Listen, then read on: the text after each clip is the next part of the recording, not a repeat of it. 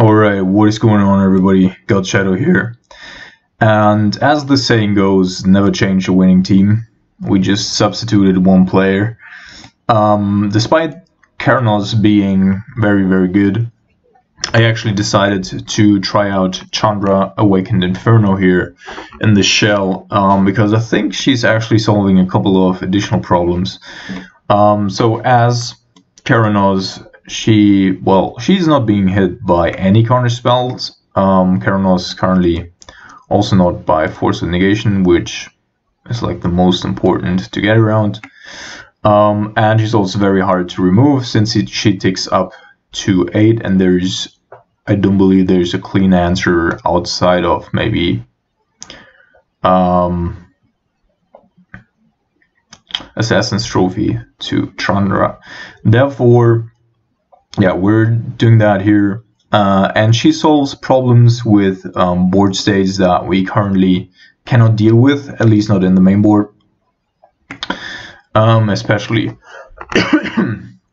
small creatures where we maybe loop a little bit with Cryptic Command to hit 6 mana or kill a little bit in the early turns. We'll just try her out. And she's also good against Planeswalkers, which we also have some problems with. And most importantly, she's very good against Oko. So if our opponent does have an Elk army, we can just get rid of all of them. So I also think she's actually good in both Standard and in Pioneer. And I'm curious why so few people are actually playing her. Anyhow, off to the sideboard here. I was very pleased with the Damping Spheres. You haven't seen the 2 rounds that I played against Storm and against Tron, but especially against Tron, when they bring in like Veil of Summer and Nature's Claim, I want to have additional copies of like Hate, so I can go 1 copy at a time to bring in, and then they destroy it and we play another one. So most of the time we only have to get through like 1 or 2 turns without the hate piece on the battlefield, and therefore that's pretty neat. And against Storm, it's just a game changer, of course. Force of Negation, a little bit of backup in the matches where we don't want to have Blood Moon and we're going to like full control.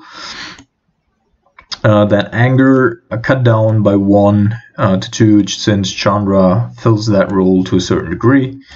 And then we have 3 Piankiran Lores for the mid-range decks.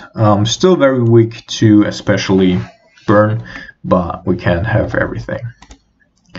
So let's join the league here. Let's have a look here if there's any PTQs, but I don't think so. No, there's... The Pioneer Challenge is on Sundays now. Interesting. Starts in 5 hours, 6 hours. So might want to play that as well, although I'm not 100% sure about that.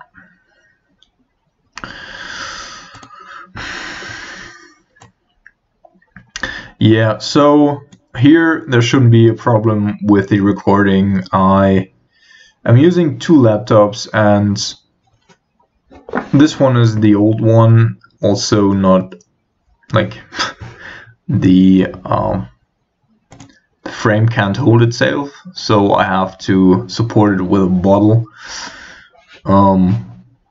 It's really awkward construction here. Alright, let's play.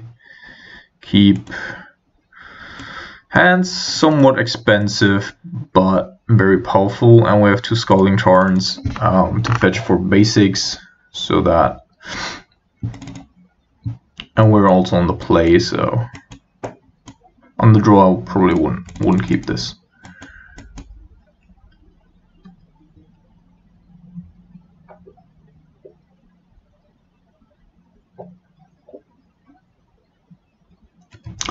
Alright, might be Blue Moon, might be Storm, might be anything in between.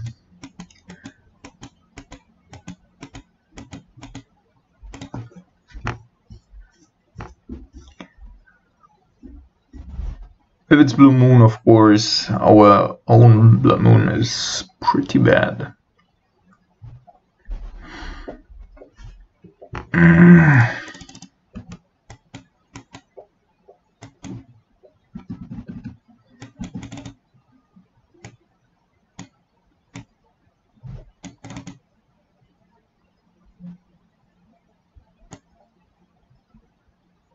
Alright, Jeskai.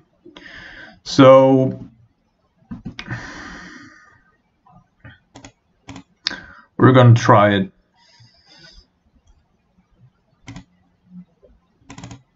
They seem to have at least Force of Negation. Otherwise, I don't think that I just wouldn't do anything here. Oops. And then if they go to Fairy Time Rella, we definitely have a problem. Swan Song. Never mind. This is something entirely different. Might be playing against Jeskai Ascendency combo here.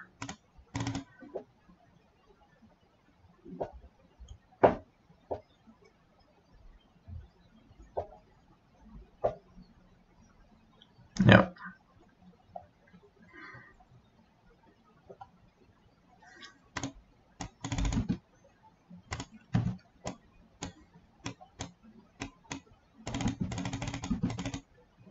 So I'm letting him play some stuff and then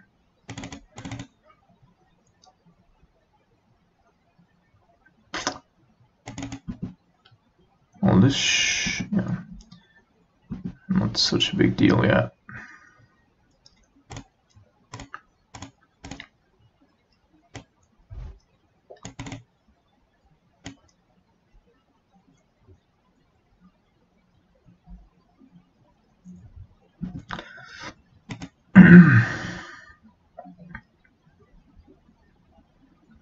Alright, we're just tagging along here, and same thing here. Damning Sphere is definitely good. We also probably want to have Relic plus. Okay.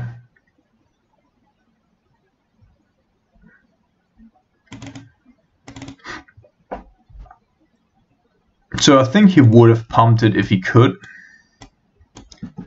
An additional time, so I assume there is no more. And this is fine, since we can kill it with Chandra.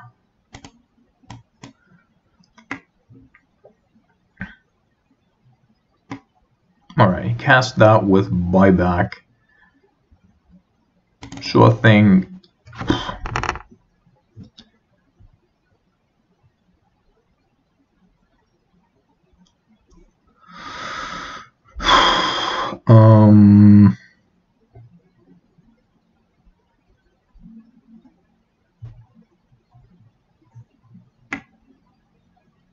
so we want to shoot this thing, and we'll probably want to survive a turn, but we also need to counter the Jeskai Ascendency. So I'm thinking I'm letting the triggers resolve.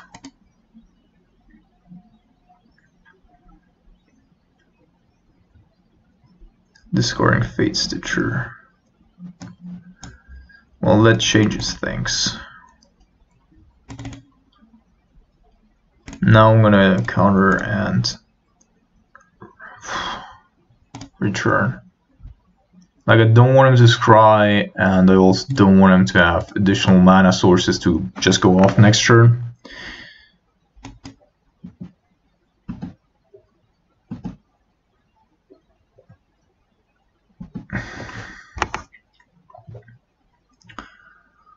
That's actually pretty good. So now we can actually wait a turn to counter that Jeskai Ascendency and then go with Chandra.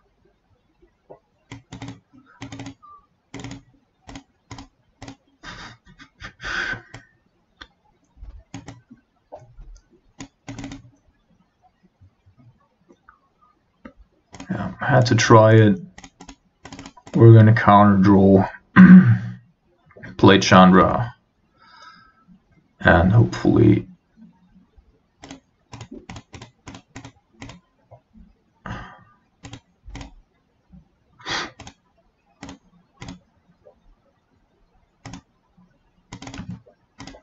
the neat thing is Chandra can also exile things. Alright, there's a Glittering Wish. Probably going for Jeskai Ascendency, yeah. That one... Is that good enough? 1, 2, 1, 2, 3. We already have a removal for Fate Stitcher, so that's probably not good enough here. Not for this turn, at least. So I'm going to put that to the bottom. Just pass the turn.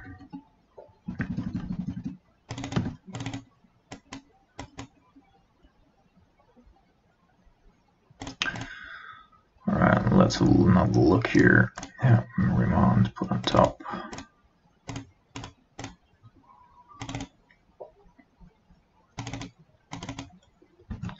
Just trying to keep them off of that thing for as long as possible. And here, very happy with Chandra already. Like, just the amounts of options that she provides here in exiling creatures. Getting rid of a couple of creatures.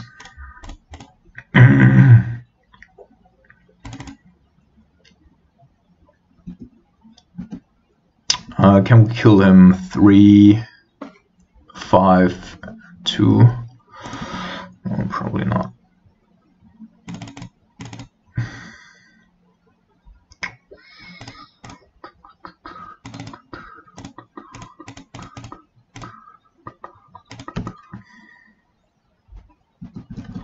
And that should do it, I think.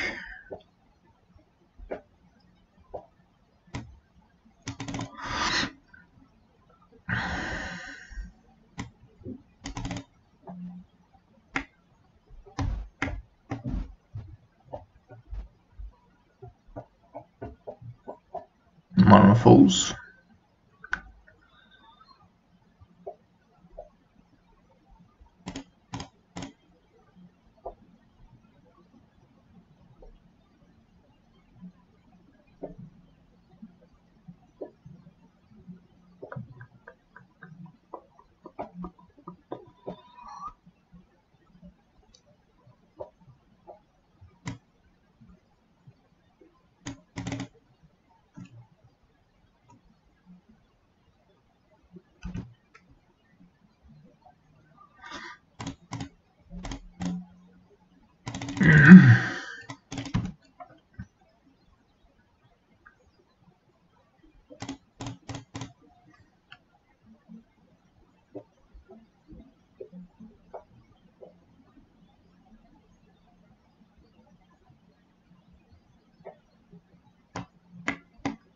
Alright, round 1 goes to us. Although Blood Moon being pretty good there, I'm going to cut it. I'm also going to cut Magmatic Sinkhole here and also the Chandras. I just want to be a little more low to the ground here because we're fighting over the same things for the most part. We need to have a couple of removal spells. We probably don't. Remands aren't perfect here. They just are not. Force of Negation gives us a little bit of backup. Definitely need a couple of Damping Spheres. Although they're probably bringing in enchantment removal, I would assume. We also know that they are playing Swan Song.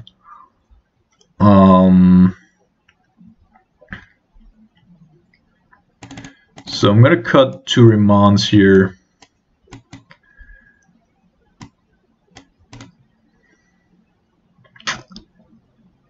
I'm even gonna cut 4. cutting 4 amounts would probably be too much. We need, as I said, we need a little bit of removal, especially for the turns they combo off. But I think that it's more important here to have relics. Probably also for the spell snares. Now we're a little lighter on removal, but we hit more, which is important.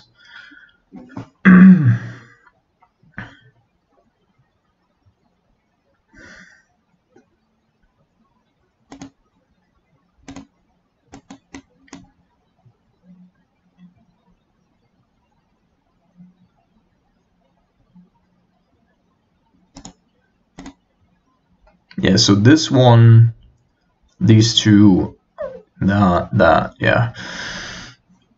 I think that's correct. One could be arguing about Spell Snare because it hits like Glittering Wish. That's not a great hand, to be entirely honest. Our opponent kept. Remand might dig us there. We're on the draw. That's mulligan.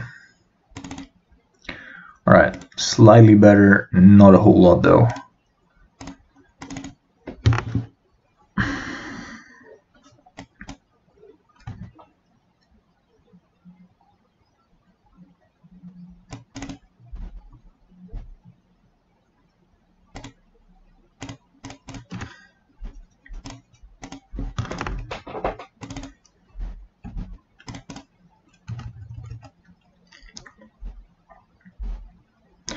So Relic certainly doesn't prevent him from going off entirely, but what it does is that we prevent him from just dumping Fate Stitchers from hand,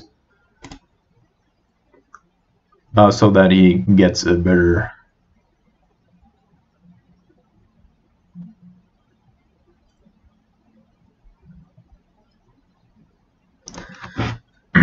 Free on Mage's Charms, already a little bit too much. Sylvan Caryatid is also definitely a case for Spell Snare. So game 3 I'm probably gonna bring that back in. Although I have to say that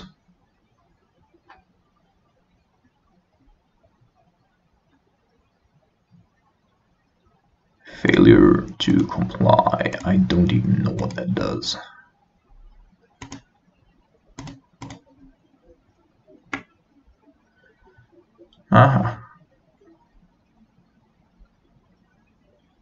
Return target spell to its owner's hand and comply. Choose a card name until your next turn. Your opponent can't cast spells with the chosen name. Alright, interesting.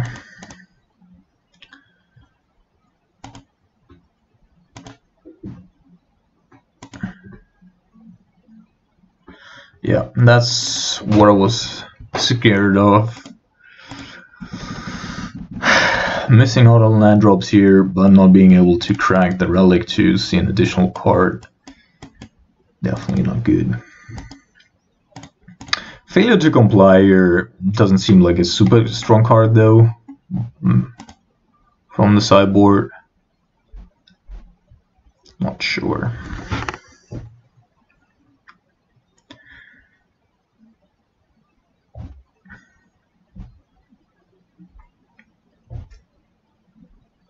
Yeah. We can't really do anything, we just need to find the third spell here. Land. Alright.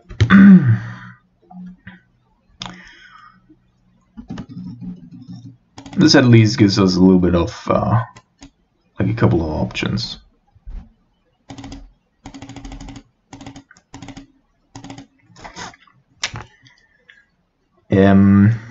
Yeah. So you can go off here, but to do so you need to have another land, right?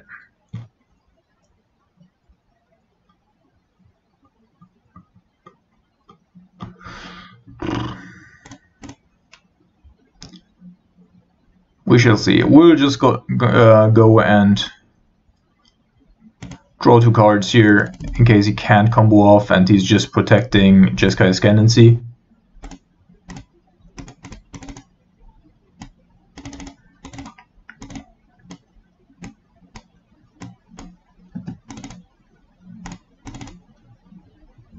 Now he can probably go off. Found the land, and this is probably it. Alright. Yeah.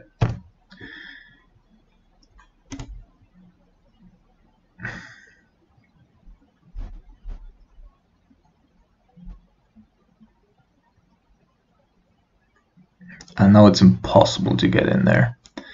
That's also the reason why I boarded in Anger of the Gods, because we really need to get rid of these Sylvan Caryatids. We got stuck here. If we had drawn lands before, we might have had different chance here. But yeah,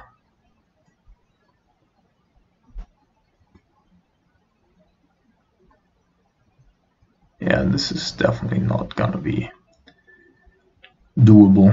There's Stitcher. Now we lost.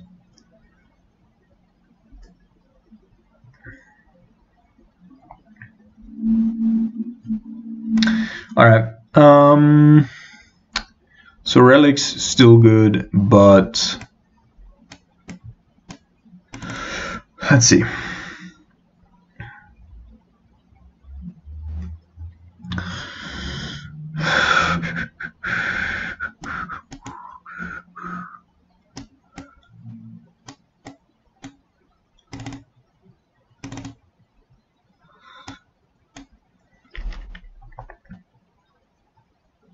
Endemics here just must be good here.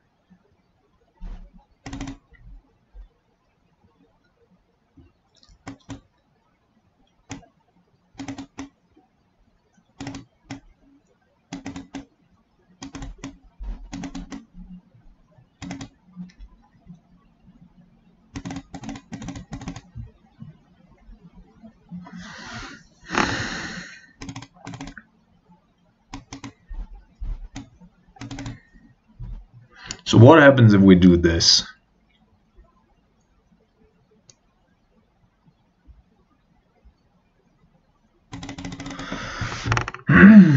Yeah, we can't hit the birds, but we can hit everything else. The relics are still going after Fate Stitcher. We can bounce stuff, and then we have Anger. But for the most part, we want to prevent him from going off anyway.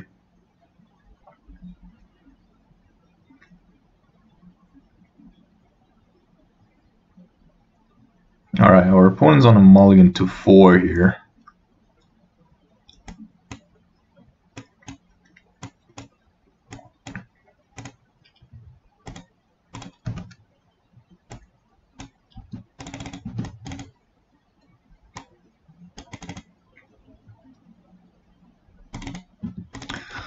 Alright, so no bird here turn 1.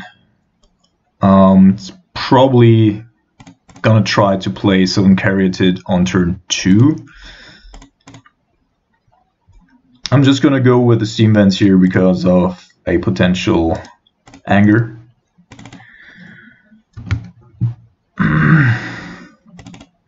So I'm gonna play the... Well, that changes things.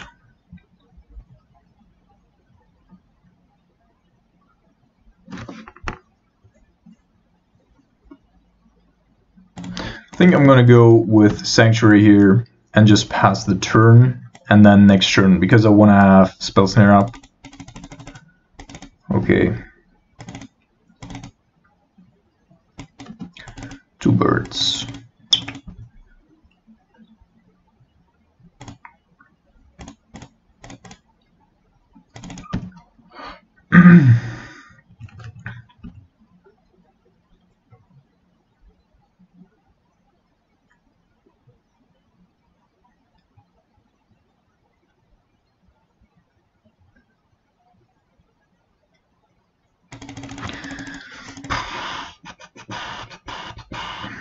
Yeah, they played a flooded strand here, so I assume that they indeed do also have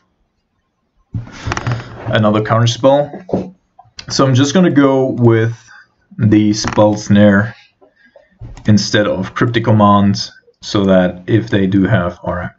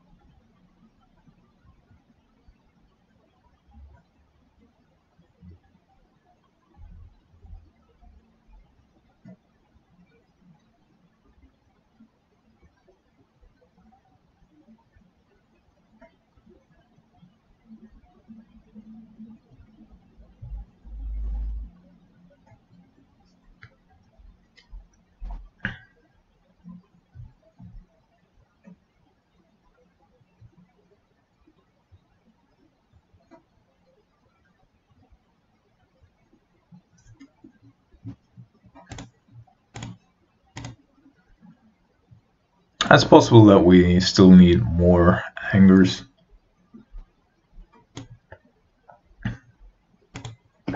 But I'm happy with the damping spheres, and also want to have 4 relics and at least 2 hangers just for Dredge. Dredge has become a little bit slower since the banning of Faithless Looting, therefore you have a little bit more time to fiddle around with the relics.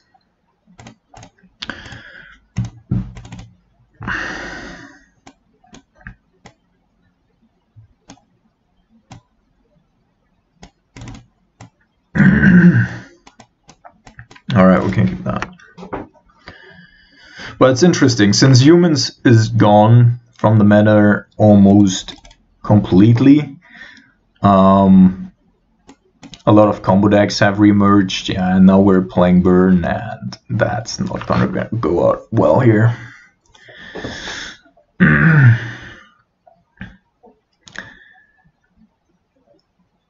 In theory, this could also be mono red prowess, but feels like it's burn, and yeah, that's bad.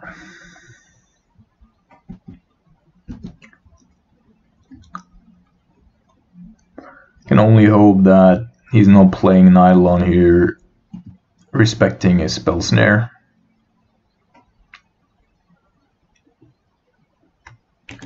Okay.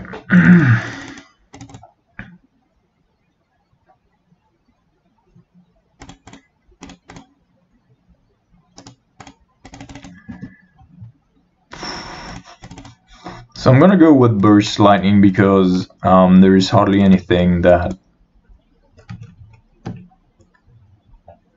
we can hit with Burst Lightning.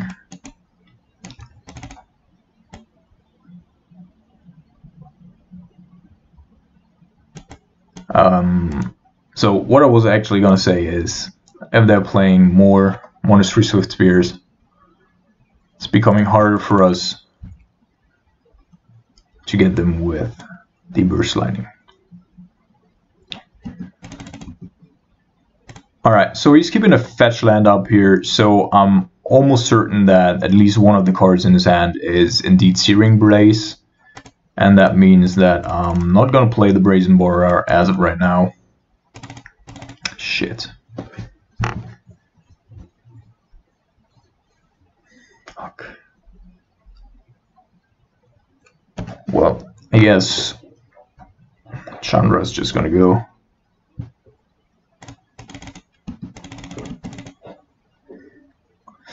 Kuranos does have the added benefit of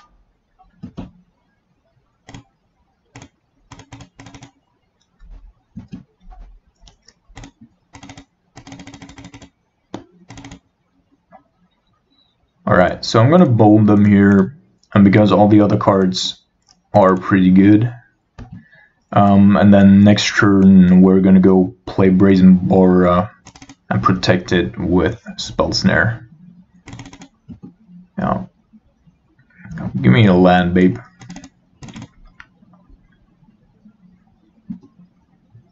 Perfect.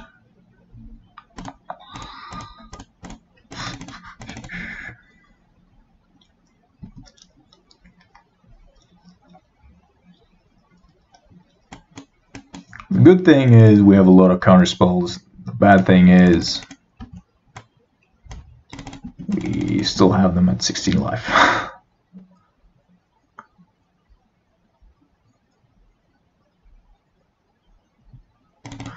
Alright.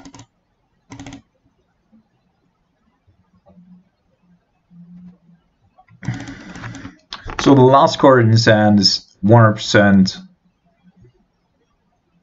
Oh, it's 2 cards.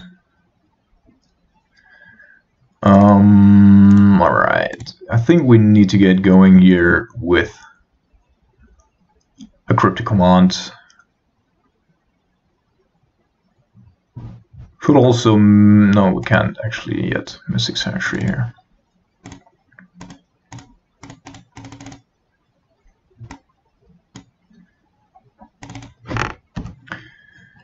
Might actually have 2.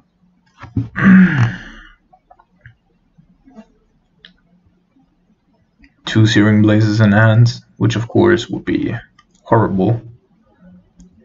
Well, we go 3, 2, 1. Yeah, that saves him as well.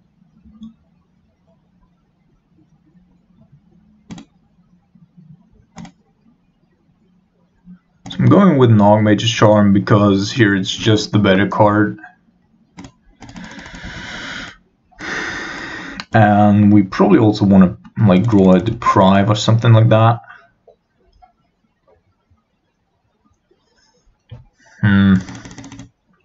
We're gonna let that resolve.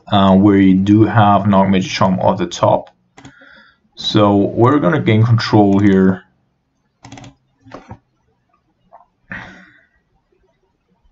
So that we actually have a clock, and this way we can also still protect our Goblin Guide. That's interesting. So yeah, he has to target himself here, right? Sure.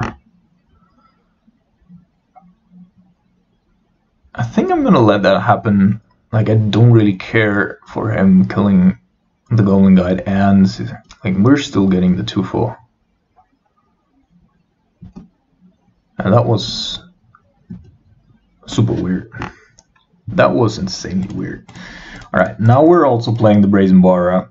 The only problem here is that we now are actively getting rid of his lands.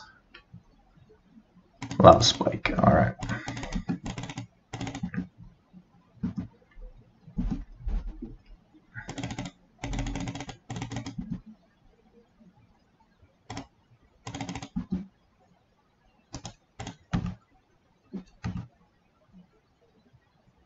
And another Goblin Guide. It's getting interesting, people. So he's dying next turn.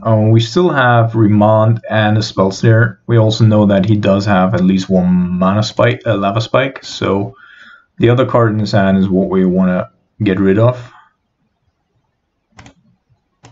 So we're also gaining control of that one. And then he has to kill us with the 2 remaining cards in his hand, which is not possible since we can't counter. Yep.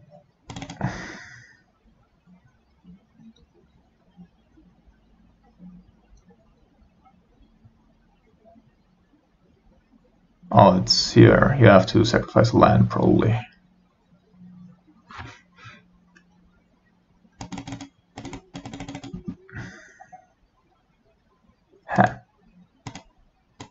What just happened? Did you just tap a land and then roll over and die?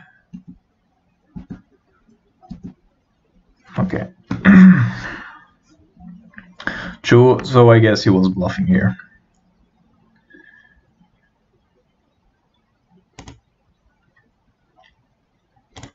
winning round 1. So Blood Moon, not the best, not the best. Wanna have Force of Negation. Remands are also super bad in this deck. In this matchup, I mean. Magmatic Sinkhole.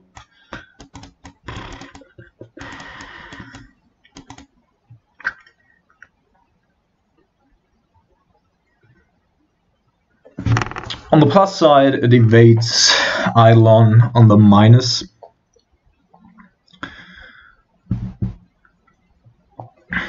it just requires us to have had a lot of interaction before.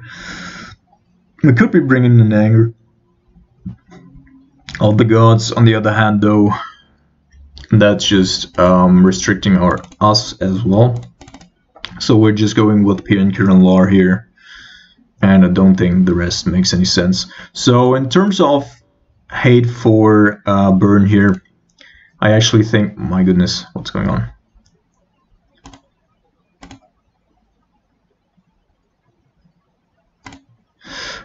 I actually think that there is the blue, yeah, this one, Cerulean Dragon, which we could be playing here, which would probably give us a bit, but it's so bad in every other matchup that I don't actually want to waste sideboard slots on it. Alright, yeah, we're gonna keep. We have a Painless mana base, which is always good. We can also prevent a couple of Swift Spears slash something else. I guess you wouldn't be playing a Swift Spear if you had a Goblin Guide in hand turn 1. Well, maybe you would, I'm not sure.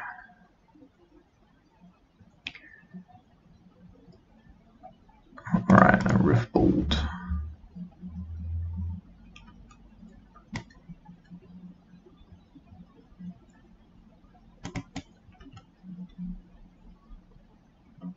Burst Lightning, not bad.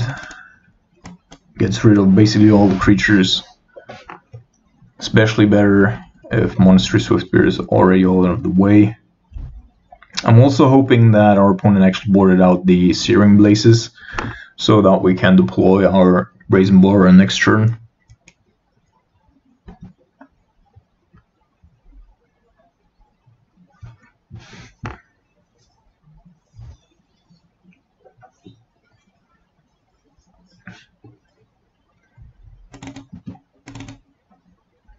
Nice. Apparently it does have a good hand though.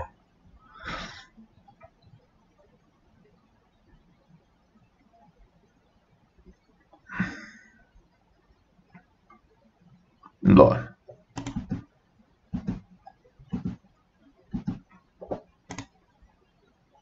I was like, yeah, there's no way like we have a good spot here for Brazen Borer to be played.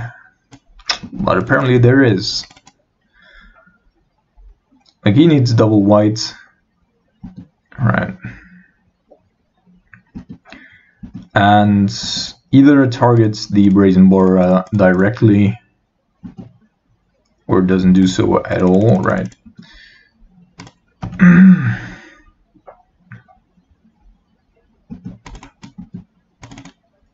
And this is clogging his mana. Like, we can bounce it and then do stuff.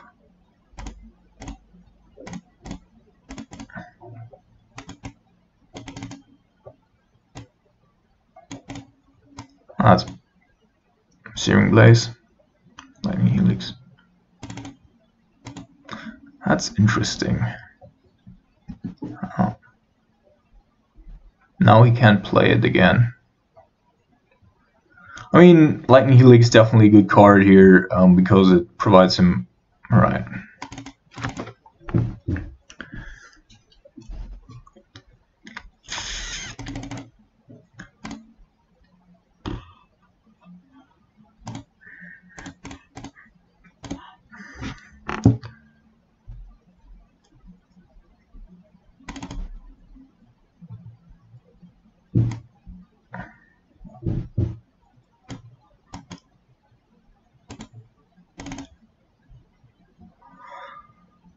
So on the plus side, like, all this interaction was positive for us. On the other hand, though, they still have a lot of very good and potent spells in hand.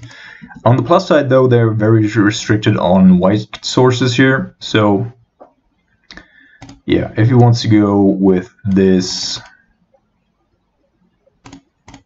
then I'm probably just going to remand it to hand again.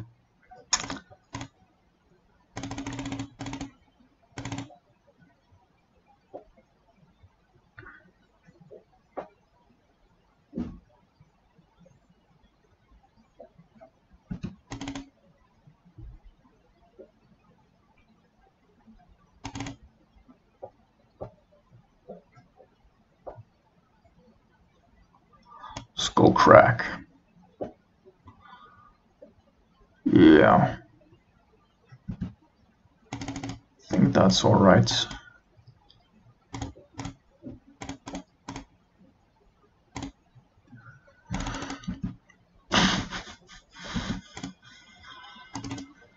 I'm not sure if I want to go like... Yeah, I'm gonna go down to 6.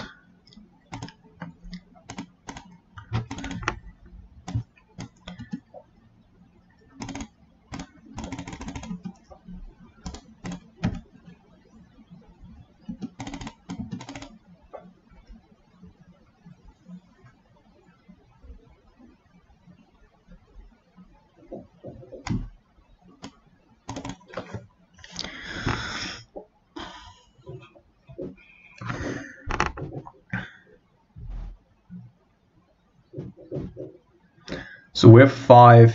We have potentially lethal here.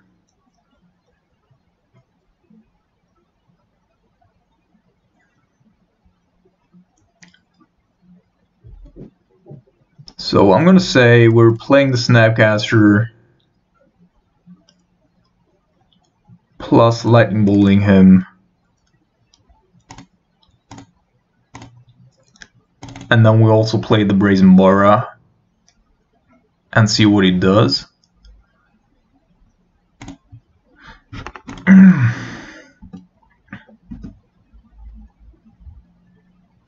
Yeah, great. So only 2 cards, of which at least one is a...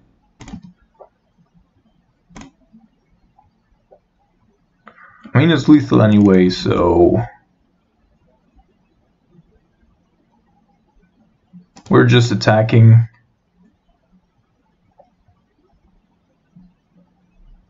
And we have 4 additional damage in the air. Yeah. So you gain at least... at the most you can gain 2 life here.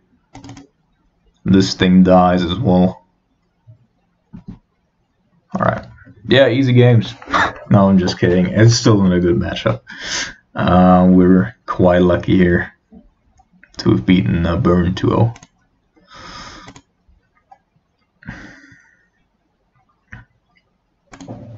Alright, off to round number 3 here.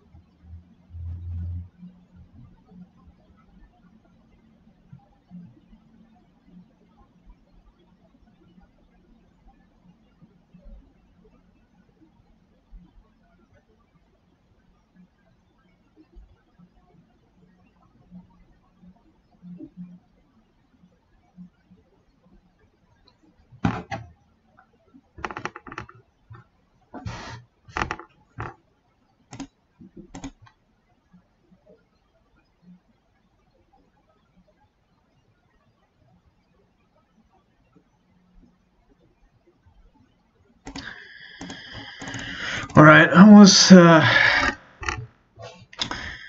blinking out there just a bit.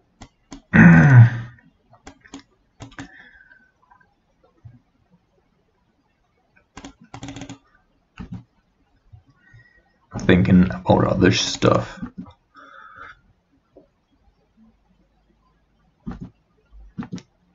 Good that he's not playing a creature here, because we don't have a removal spell.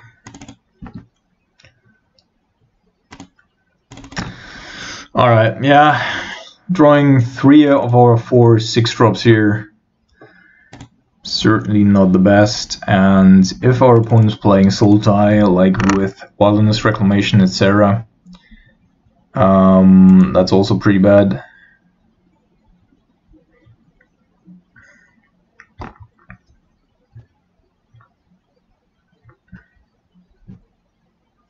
Alright, opponent is playing Whirza.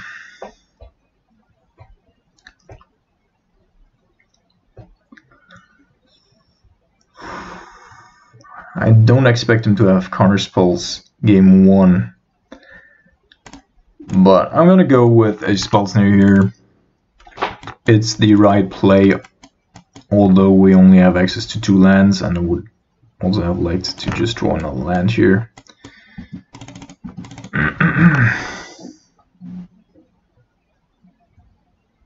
Of course, against this deck,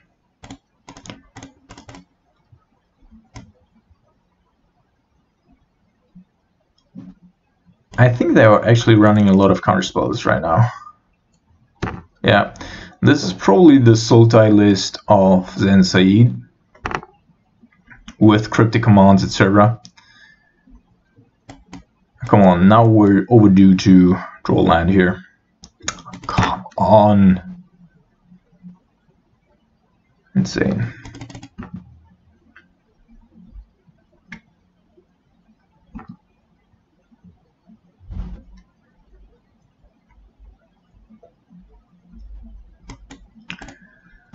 We're trying it again.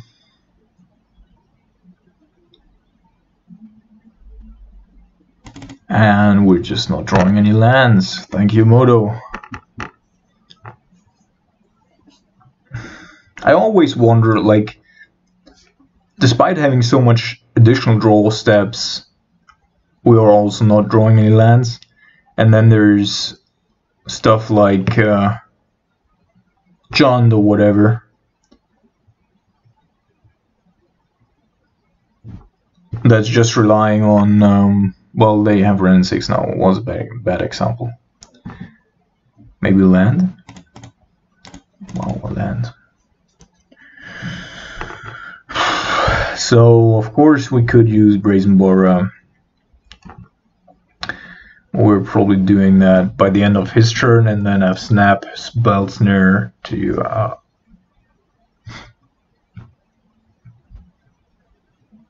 yeah, do the thing. So if he has a Wear of Invention as well, this looks like it's an Whirza. Could be at least. Panto Prism.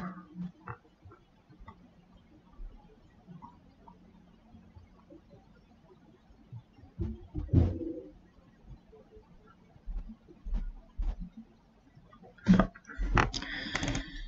As expected.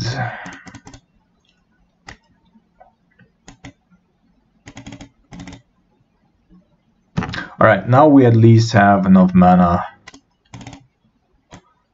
And then Chandra is also gonna, like, the longer the game lasts, the better become our spells here. Chandra gets rid of all the Thopters that are going to be created, as long as we just get rid of the Thopter Foundry at some point.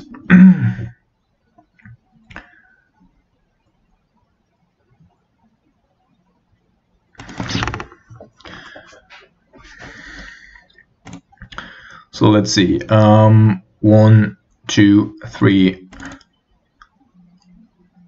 He needs to have another land here.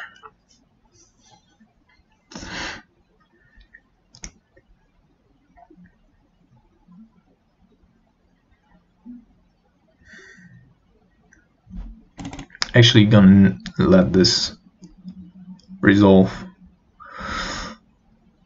And then it's 1, 2, 3, 4, 5, 6. So that we can still bounce Brazen Mora by the end of turn.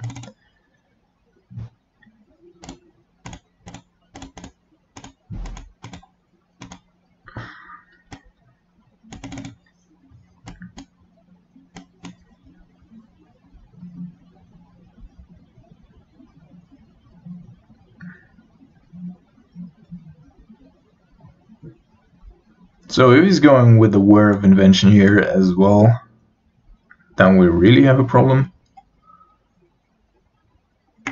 Oh, okay.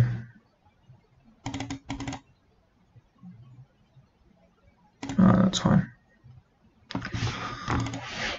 So he's probably replaying it here instantaneously.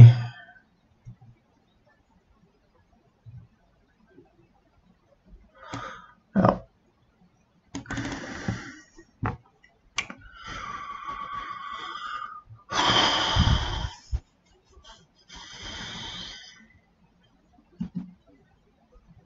Makes things more difficult.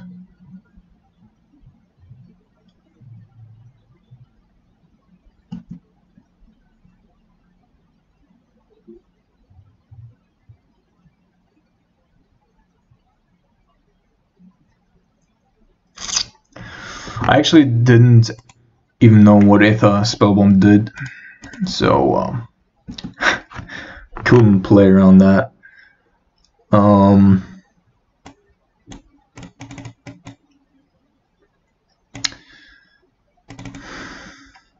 Yeah, bouncing Whirza doesn't make a whole lot of sense. Could bounce a construct,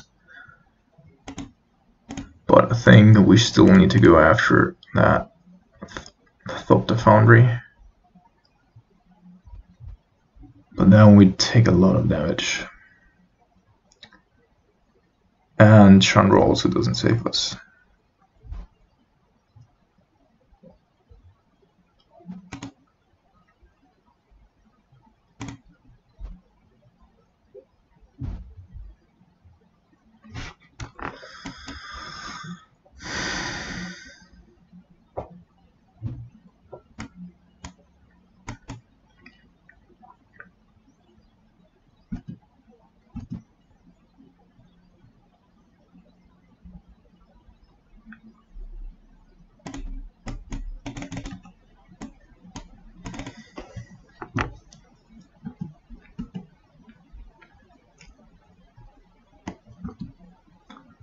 Yeah, I think he's just setting up for lethal here.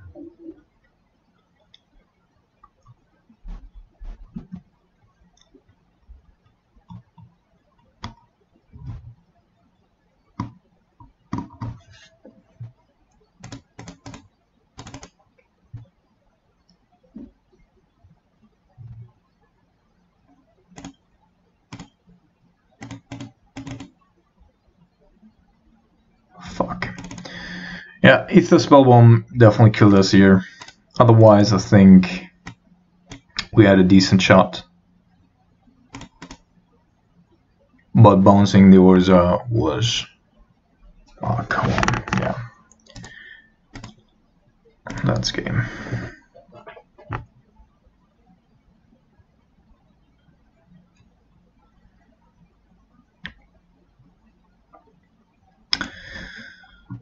So here I don't want to have Burst Lightning, don't want to have Blood Moons. Genre is still alright, and I think we probably need to maintain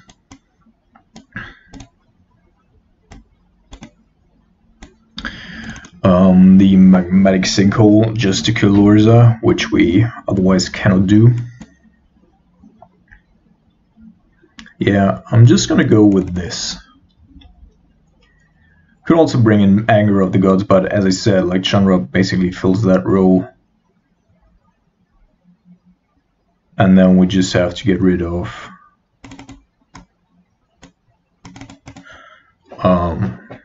Sword of the Meek shenanigans.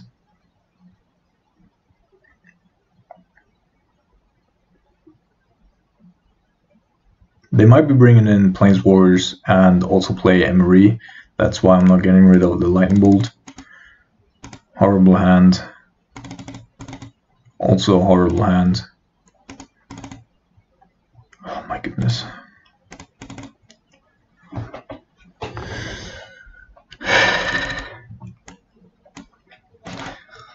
Modo.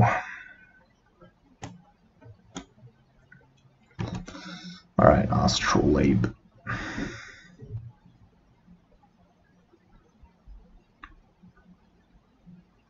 So this could have also been Emery, of course.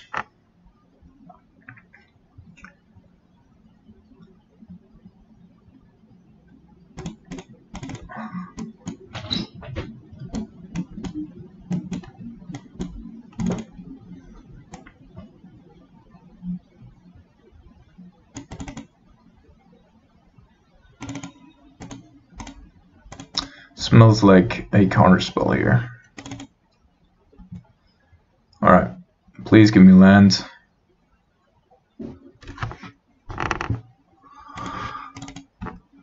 Finally.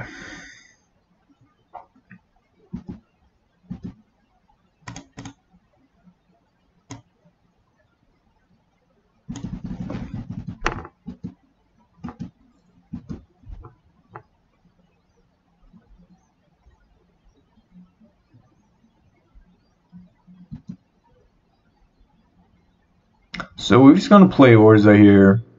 We again really do have a big problem.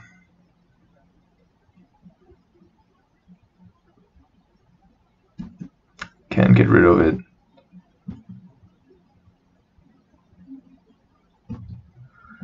I think what we're gonna do is bounce the construct, and then we're again hoping to find another land to potentially bolt and bolt him.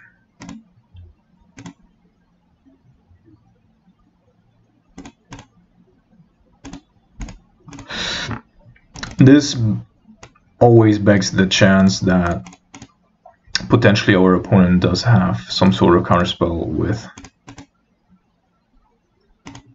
the mana provided by Whirza here. Alright.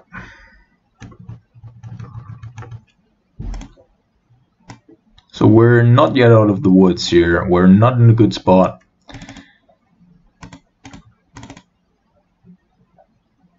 And our opponent just replays. That's not fun. And Oko. Alright, I think this is GG.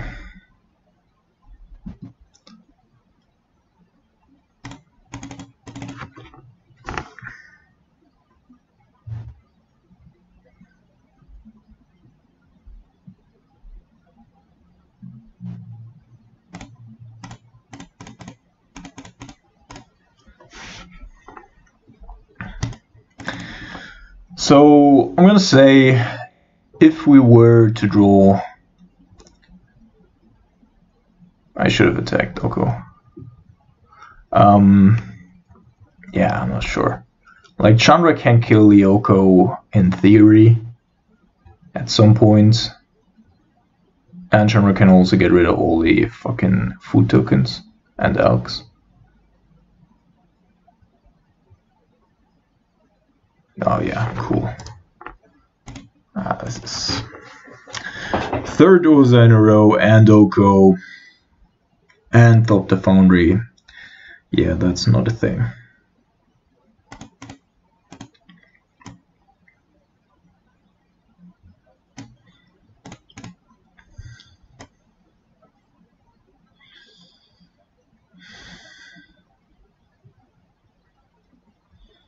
I'm not yet sure, but we might be playing Shadowstorm. Like, against artifact decks, we don't want to have our own artifacts anyway. So Shadowstorm might be reasonable.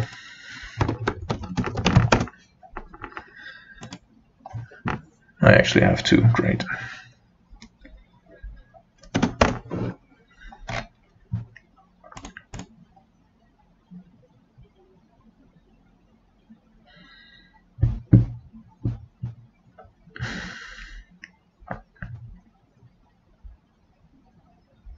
And those are the matchups that really all of our weapons are really not working against. Blood Moons are super bad in that matchup, both because they're only playing basics basically and have Astrolabe and Moxes to fix their mana. Huckle's Recall might be a thing. Yeah, I think I'm actually gonna go with Huckle's Recall.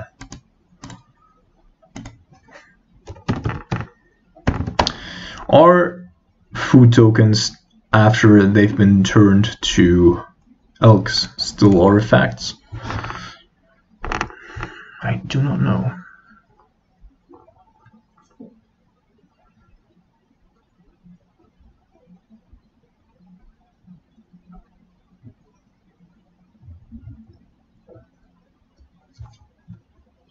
Yeah, Whirza is definitely the biggest problem in that match.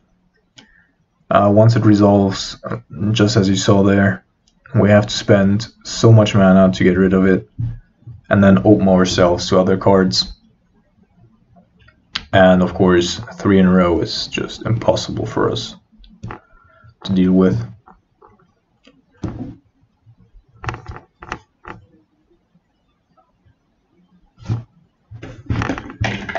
Oops.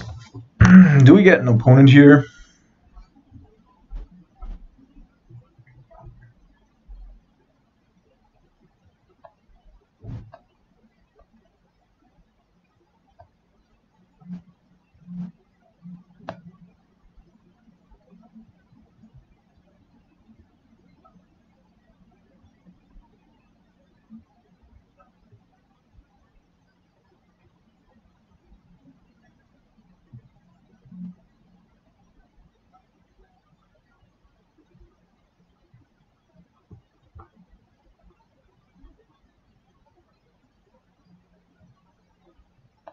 Okay.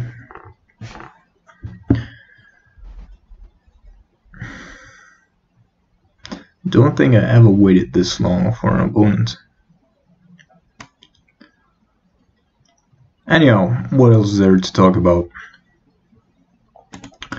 Yeah, I can't bring myself to playing Pioneer.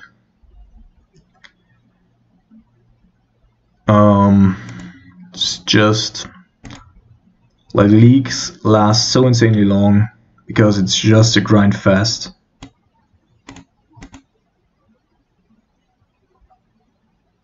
And even the combo decks are playing so many value creatures and planeswalkers and, you know, all that kind of jam.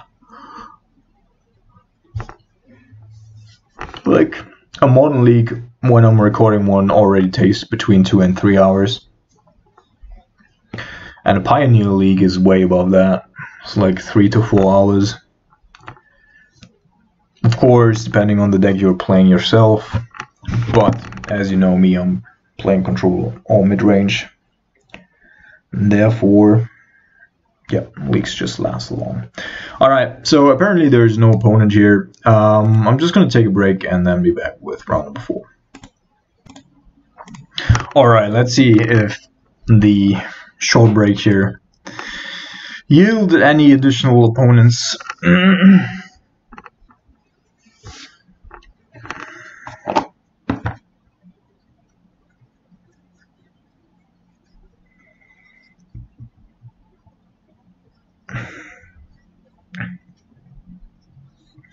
Everybody's gotta love those 5-minute breaks between rounds.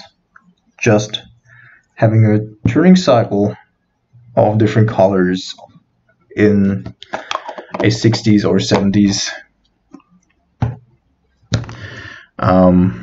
frame style, art style, design, whatever. Running your screen. Oh, come on. Oh, come on, man.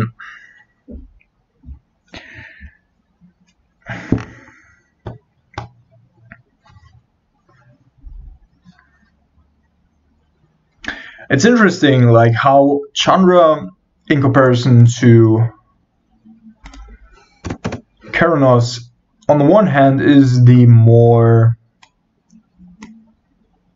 potent card in terms of battlefield interaction, but still, on the one hand, feels overall slightly weaker because you're not drawing additional cards in between. But most of all, she provokes to be misplayed, because you can always get her down.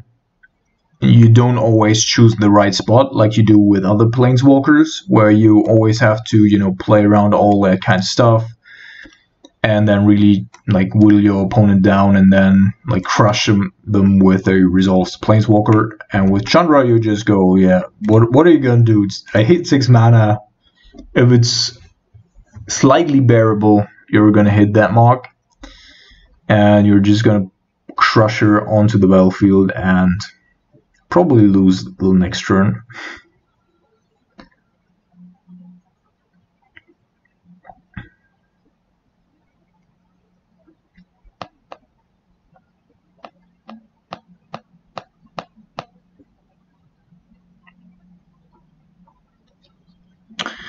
Come on, mate. What's going on here? Nobody's playing. Am I the only one here?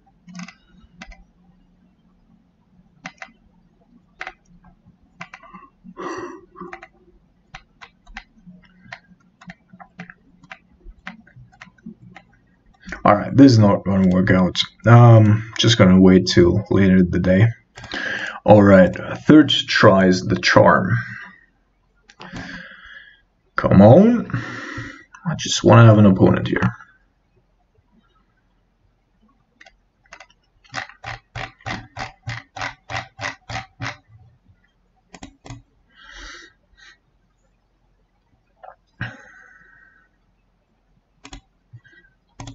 Actually, I should also have some Ascendency, right? I just love the flip cards, I really do. Like Ascendency, just a great card. Jace, also the new Nicol Bolas, although the ability just being at sorcery speed is a little bit of a downside, and would have probably not broken him if you just also enabled it at the end of turn.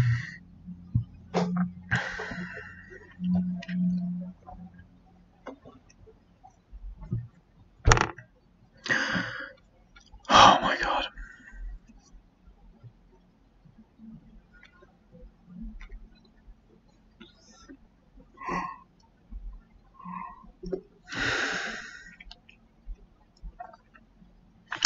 In other news, I'm currently really enjoying, again I have to say, like I bought it, I don't know, when it came out, 2 years ago I guess, Warhammer Total War 2. Also a big Total War fan. Usually I'm in the 40k realm of things, but I just assume that's not really possible to get onto the Total War frame, although it should be. So maybe that's gonna be a future project for them, but that's really deep and really good. For the longest period I thought like I was the dwarf kind of type, but now I realized I'm actually with the vampire lords, and I'm playing all kinds of mods, realizing a little bit too late that I made my opponents way overpowered, and now I'm like even if I'm winning a fight, I mean I'm winning almost every fight, but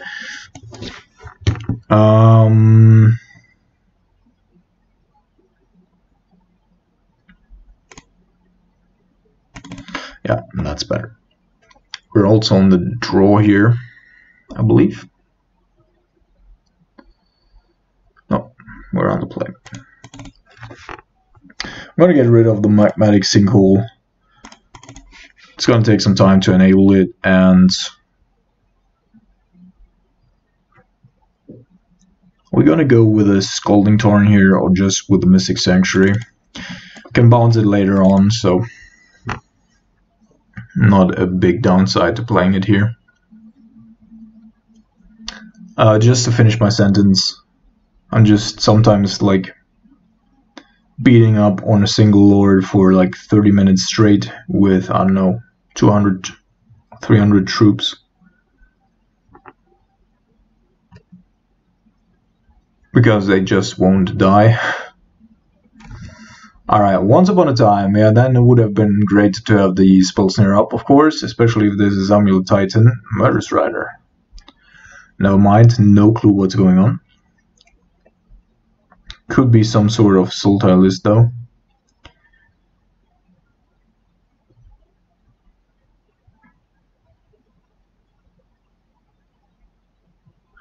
Alright. Either Rock, Junt, Sultai, somewhere in that realm.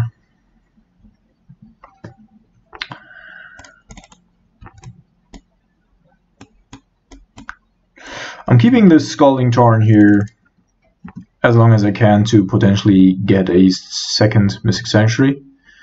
Alright, it's Junt.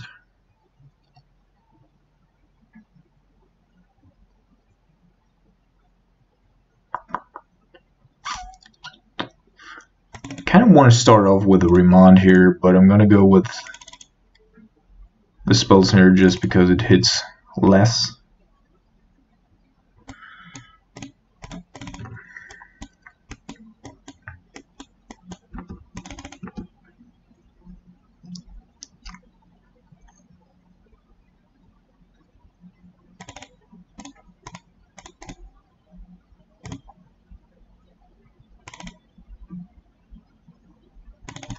Alright, another Tormagov, and we can also bounce the Mystic Sanctuary that we already have.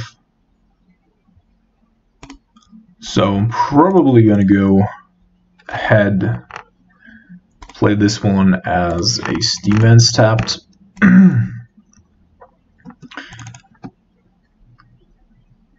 Then we need to take a couple of, or we must take a couple of beats.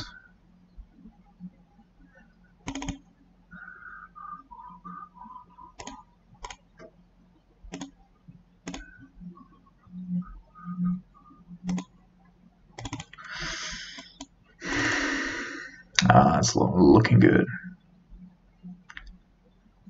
Second, like the first Tarmogoyf is never a problem. The second Tarmogoyf, though, always is. Really, always is. And there he's playing Murderous Rider. Alright, I guess first we're getting the Cryptic Command back, and then next turn we can put Spell Snare on top so that we can bounce and then get rid of something. Oh, come on. Alright, we're gonna draw 2 cards, because everything else here doesn't make a whole lot of sense. Maybe we'll also draw a Lightning Bolt here. Fuck.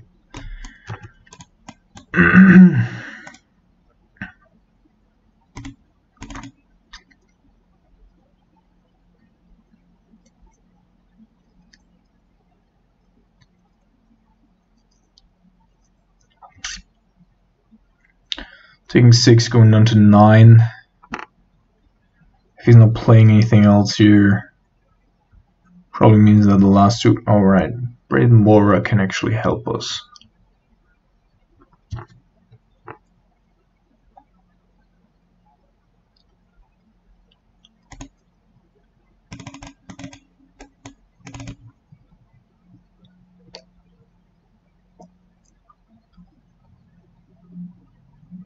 Alright, he's cracking, which I'm fine with. Oh, Street Wraith? So we're actually playing against a Shadow player here? That is weird.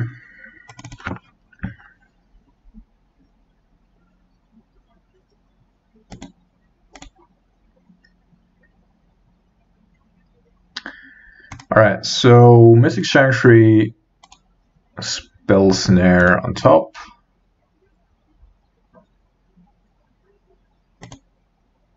Yes, and then Bounce Draw.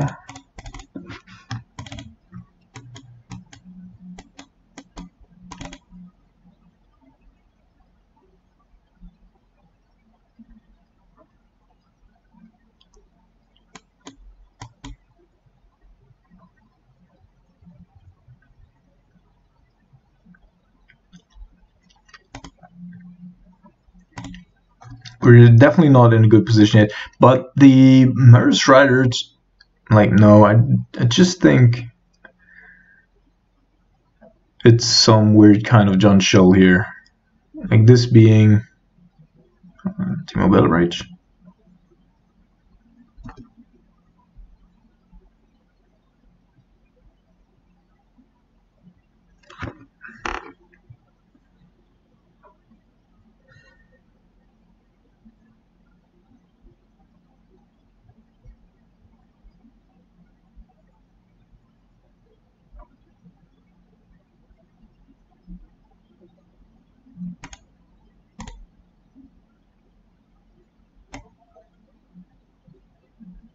Snapcaster Mage would be pretty good here.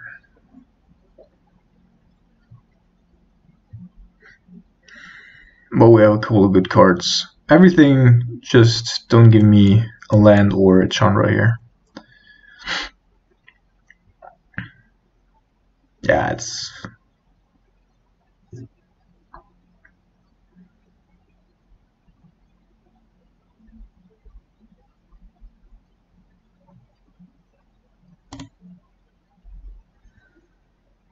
okay.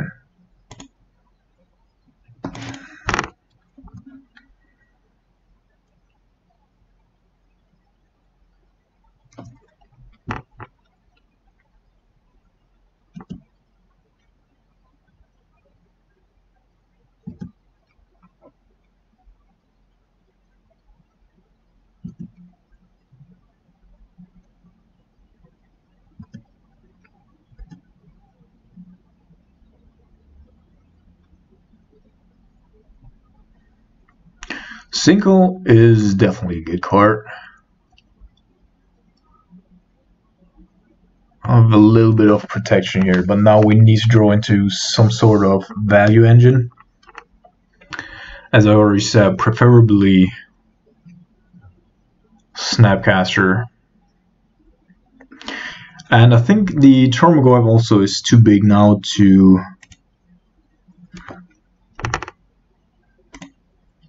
be killed with Magmatic Sinkhole. Like our opponent got 1, 2, 3, 4, 5, 6 types. No, well, 5 types in this graveyard, so it's 5, 6. 6 types.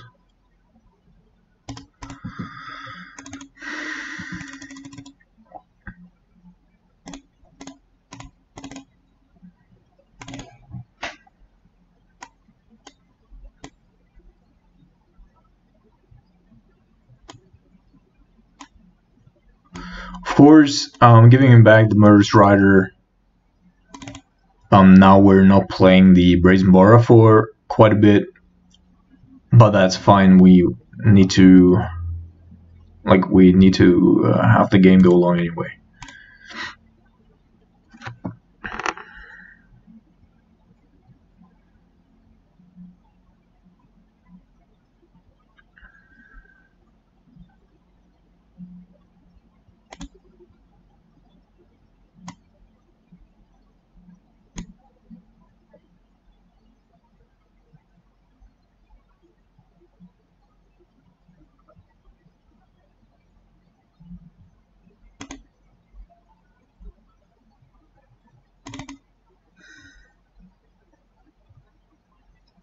So since you play the Murderous Rider, I think we're just gonna go with the Brazen Bara here. We still have access to everything else there. Anyway, he's trying to protect his Tarmogoyf to the best of his ability.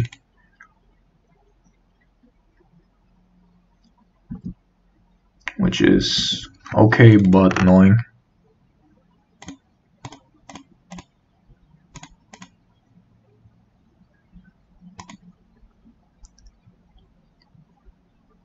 Two more Remand can go. And probably one Automated Charm can also go.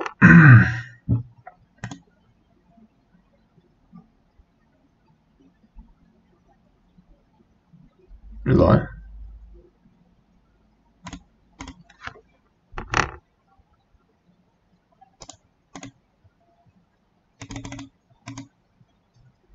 Yeah, that's bad.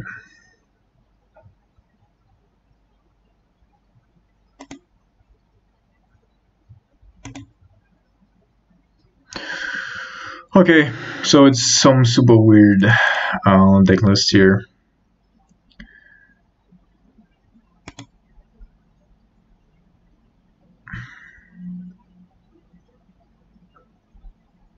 But looks to be like a John Shadow deck overall.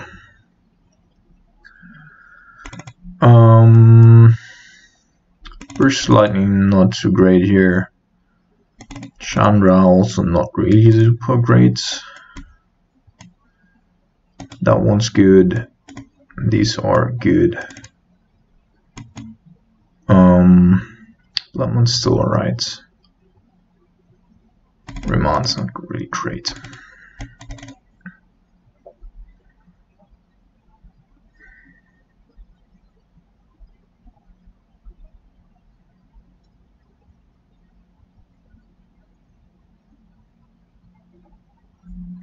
Gorklan Rampager.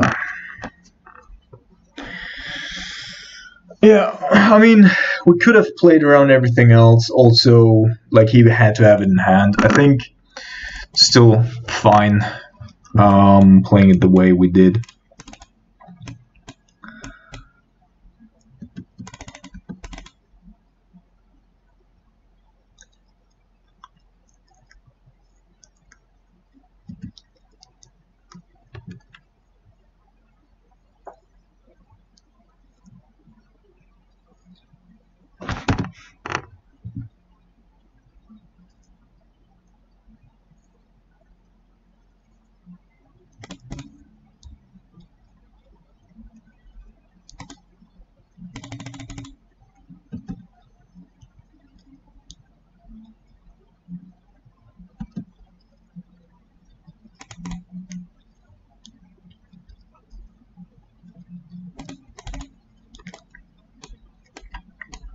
I will only counter like a Ren 6 or whatever. Everything else I will probably let resolve, hoping that he indeed does not have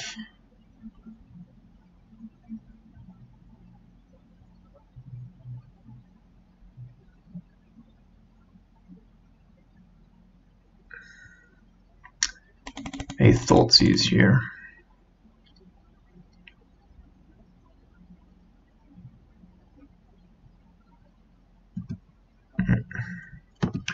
Yeah, it was kind of obvious, but it's fine.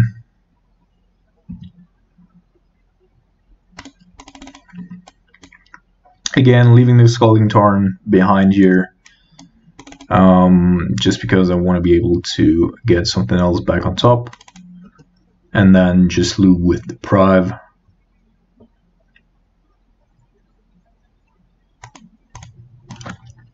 Automated Charm also good in the matchup, because we can potentially take a Death Shadow.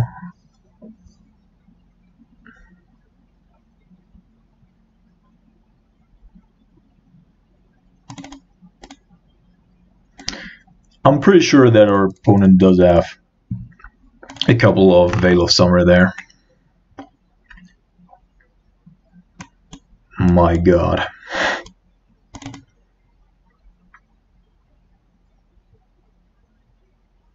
Great.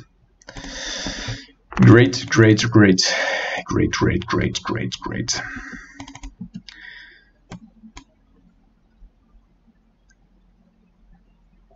So yeah, Mystic Sanctuary here isn't a thing yet. I would have needed to play 2 more basic islands there first, but that's turn 5, so I'm just fetching to thin the deck.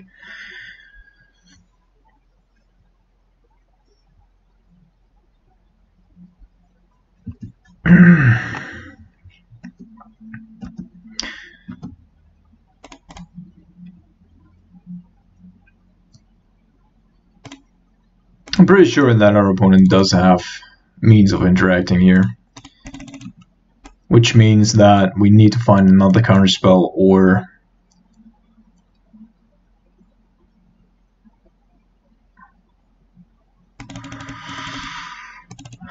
once upon a time, sure.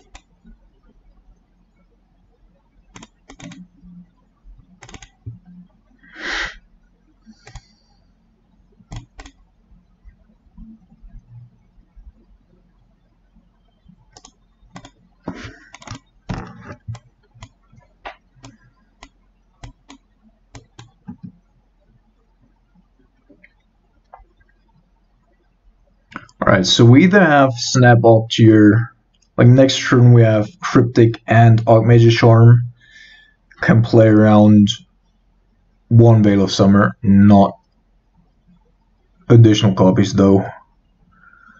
So we're taking 9 here, growing hopefully our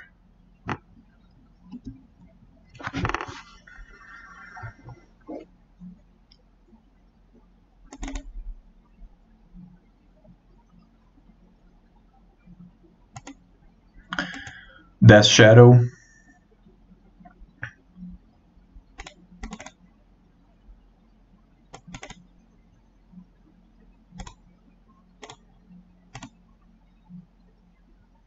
He's definitely going to crack these Nurturing Peatlands.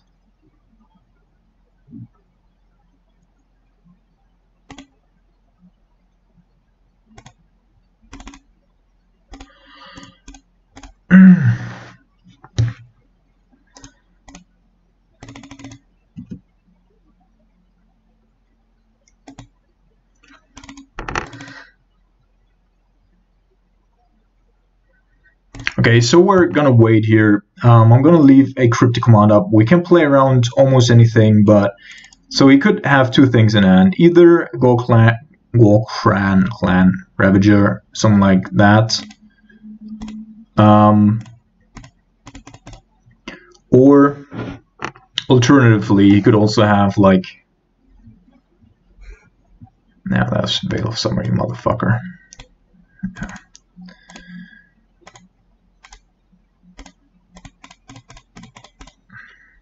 If he does have 2 Veil of Summers, then it's just over. But I think this was a great play.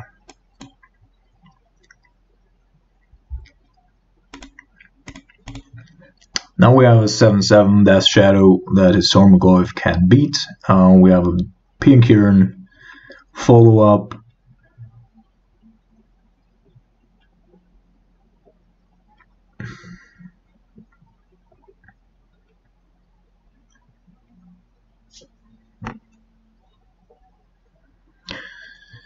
Just ban Veil of Summer already, honestly. This is not okay. Just not an okay card.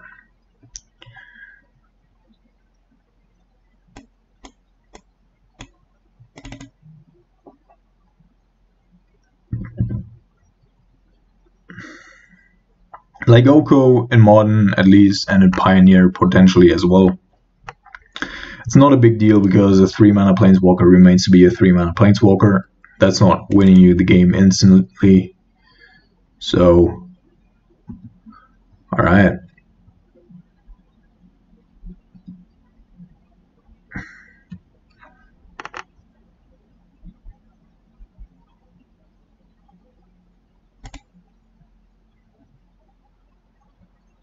So 1, 2, 3.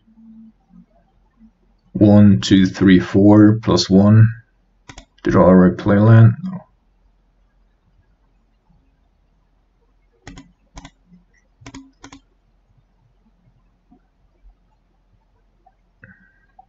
Magnetic Sinkhole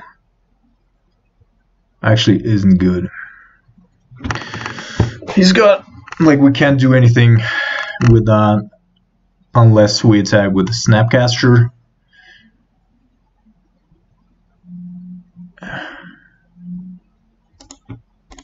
I'm gonna put it to the bottom.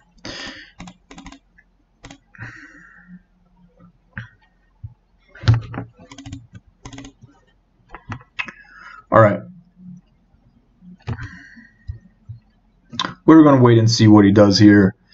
He would have to have a Golcran Clan Revenger and a Veil of Summer.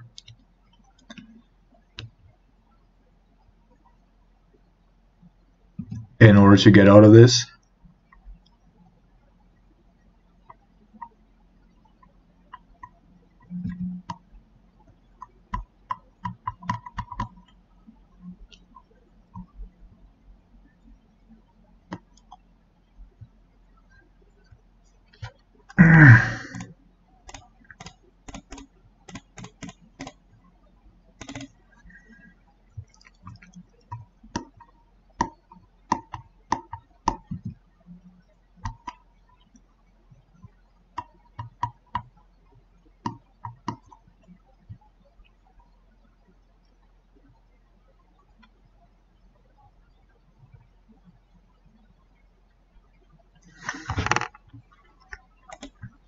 Yeah. Alright. So on the draw, I'm not gonna go with Blood Moons.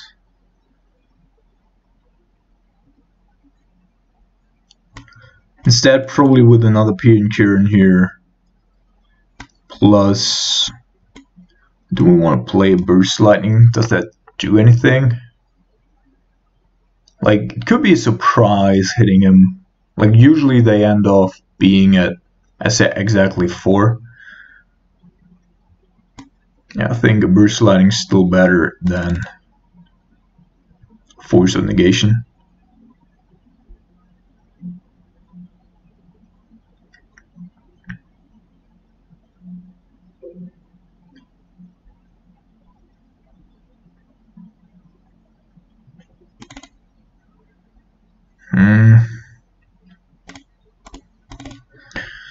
We're gonna keep because on the one hand we're on the draw, on the other hand Brazen Borra is doing a little bit of work here. And then we have Archmage's Charms. So while Veil of Summer, as I already said a couple of times, is a fucked up card,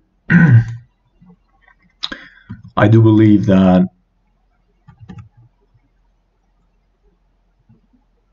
I don't believe anything. I'm just saying that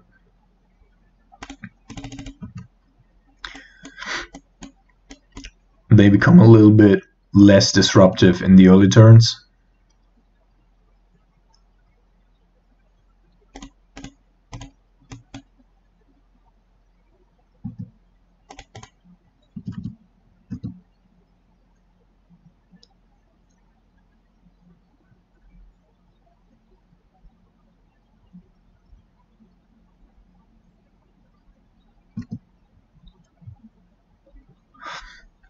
Could be a Death Shadow coming here.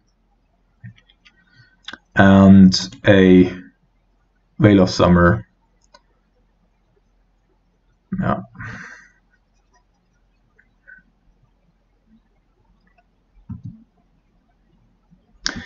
Being held there. So I'm gonna crack the relic because currently we're just looking for lands.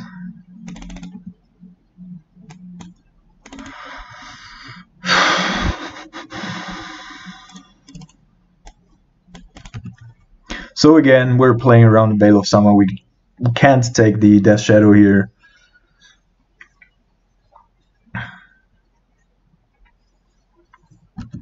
We'll try bouncing it at some point.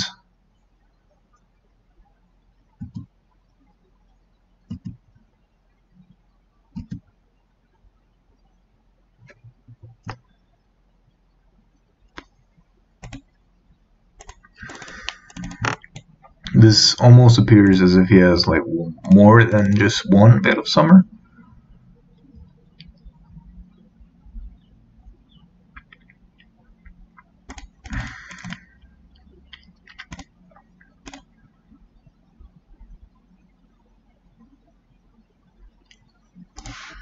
I think we need to put this on top.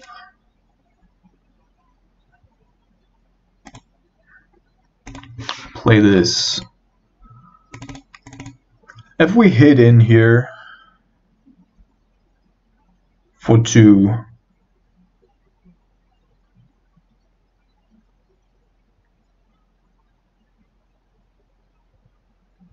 how do we die? If he already has, say, like worst case scenario, he does have Veil of Summer, at least one, and he also has Gold Clan Ravager, whatever. And he can get his Death Shadow to be an 8/8 next turn, then we just die. So if we attack you with a Snapcaster, like being an 8/8 would also require him to fall. I think I'm gonna attack.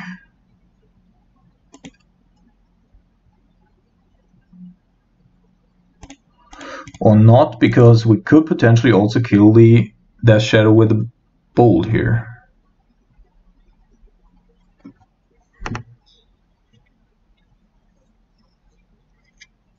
Okay, command A.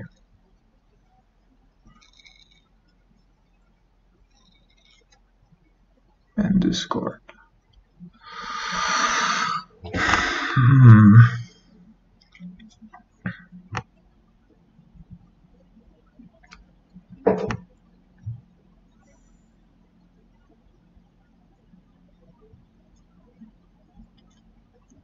So I feel like I want to be giving up lightning bolts here. I want to have the Scalding Torrent for Pioneer and Lore. Probably also want to maintain the Cryptic.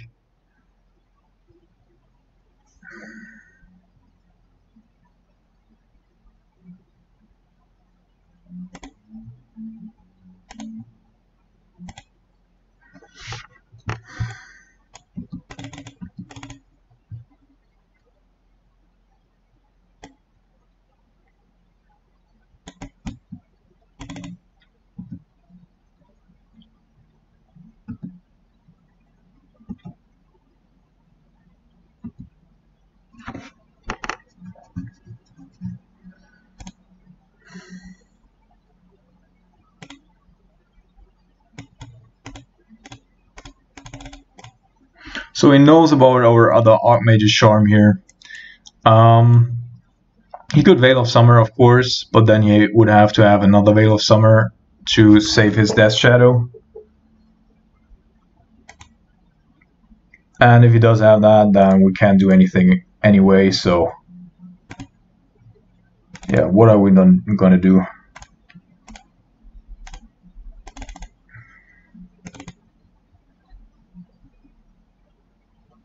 Okay.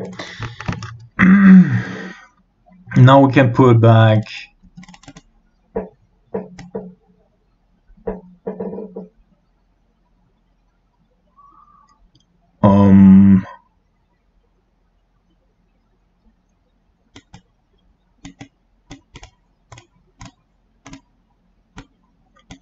So we could also put back the bolt on top, therefore this would be lethal, even if they get rid of the Death Shadow.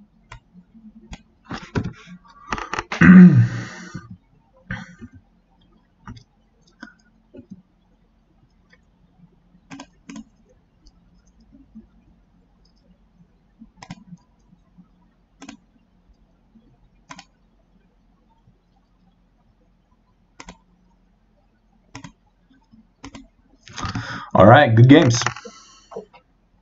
Beating up Death Shadow here against fucking Veil of Summer. Off to the last round for today.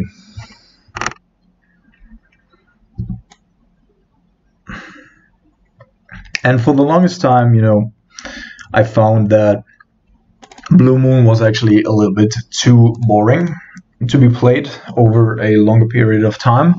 But with Mystic Sanctuary in the mix, you actually have a couple of sweet lines, and I find the archetype overall being more appealing. Yeah, Chandra Awakened Inferno here, I'm not sure. Keranos could still just be better.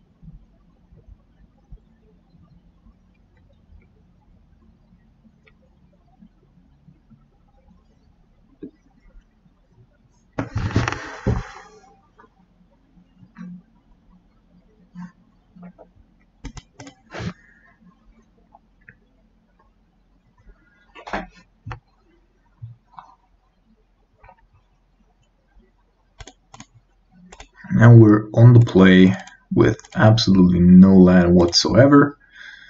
Yeah, I'm gonna keep this. And I actually want to have all of these spells.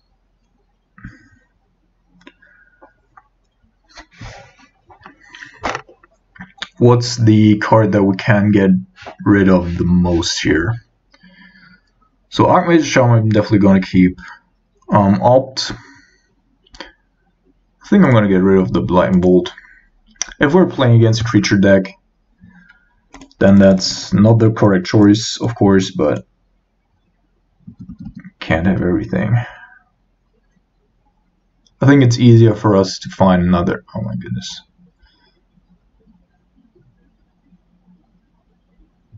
Chromatic Star. Alright, might be Tron. Already had a feeling. So this is just going to be an island so that we enable our Blood Moon at some point.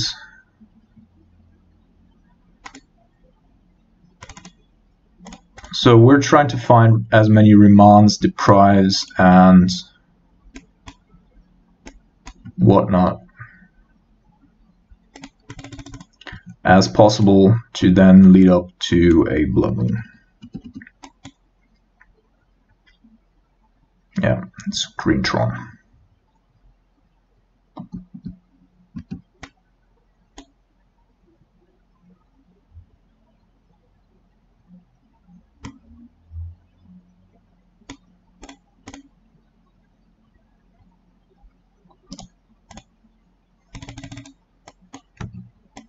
Alright, we're going to take the expedition map here from our opponent.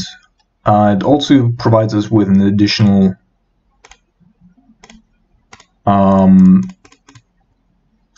island, which might even be important, so it's definitely a good 2-for-1 here. We do also have a couple of counter spells. We could even look for a Sanctuary if we really wanted to.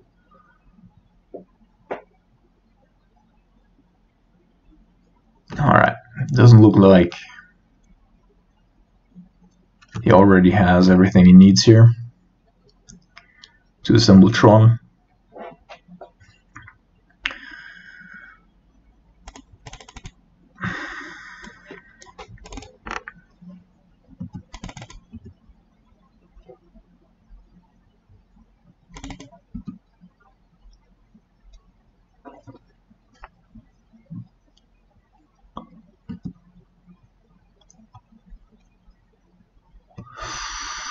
Alright, we're gonna remount this here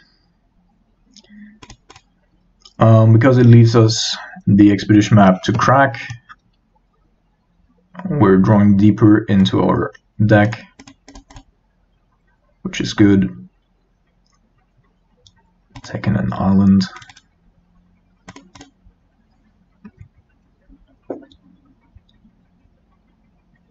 Now we do have Remount plus Brazen Mora. Spell Snare is even better as an answer to that specific card. Also, then we don't draw it later down the road. So that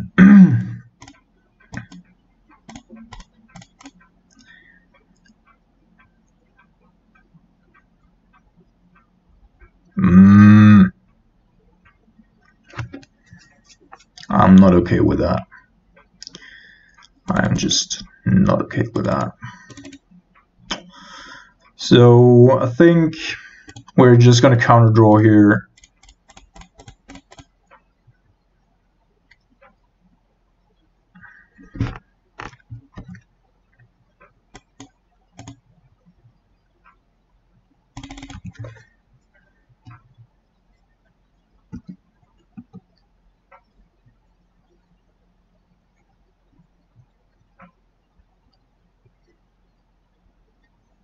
And Sanctum of Ugin as well. Alright, it's getting really annoying here. Our opponent definitely missed a land drop in between, so he actually must have drawn this in a row, like mine into Sanctuary.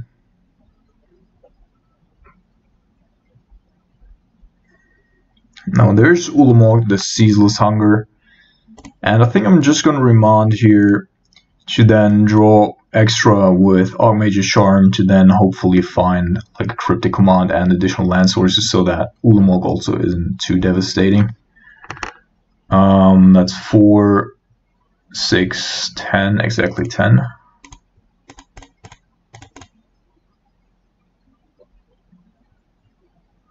Could have, of course, also just gotten rid of... yeah, now we're really fucked. But what we're going to do is we're going to play Deprive to counter the Ulamog and bounce a land, so that we still have...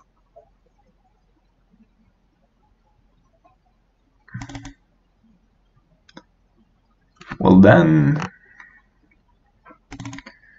Never mind, because that I'm just going to go and remand here to draw an additional land.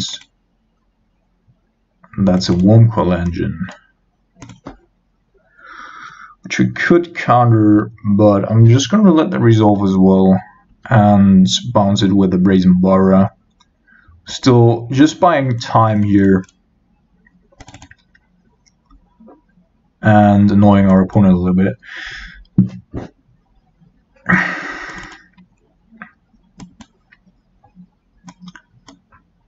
We have enough answers for their threats.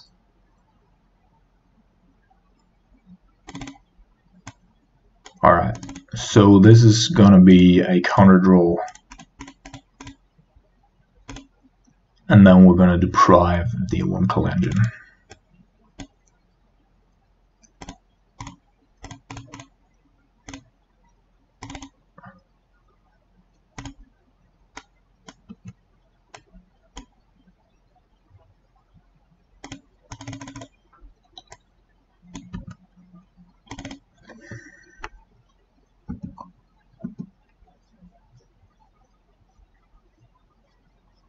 Alright, there's Ulamog,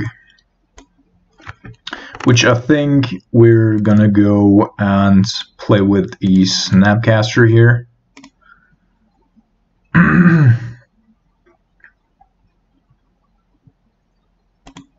and deprive is just the most mana efficient option here to be doing anything.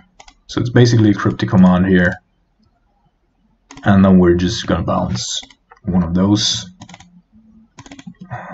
One gets exiled, which is fine.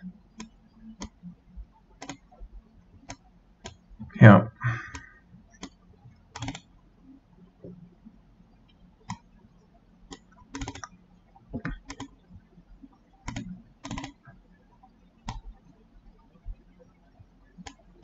I think if our opponent wouldn't have had drawn so insanely after the first couple of turns, well, that's actually good. Getting rid of all the cards here in our hand. Then we would have actually had a rather easy game, like keeping him off of Tron with that expedition map snatch. And I'm just gonna go with a snow-covered island here first, over playing the other Sofa Falls, just in case our opponent is coming along with another Ulamog. We've also drawn almost half of our deck, and we've not yet seen a Blood Moon. Ugin, also kind of annoying.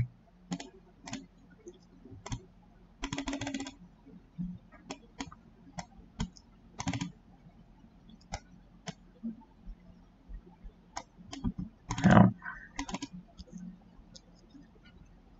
Probably Blast Zone, I would imagine. Yeah.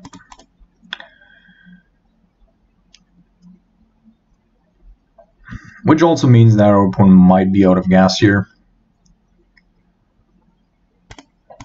Alright, another Brazen Borra. Brazen Borra are really good if we need time against, say, a Wormcoil Engine.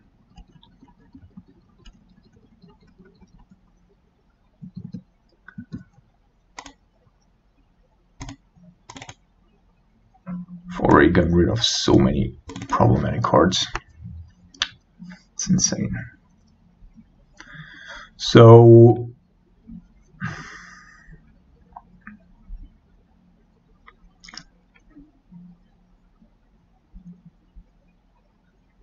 we could be playing Snapcaster, but that would cost us all of our Snapcasters. We also cannot bounce, which is annoying, but I think we have to. Because it ticks up, so we can get rid of it with Magmatic Sinkhole.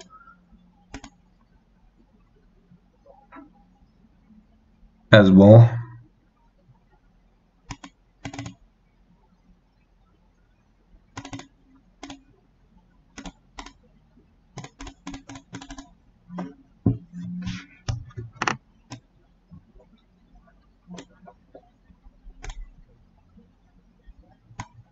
No, it's cracking.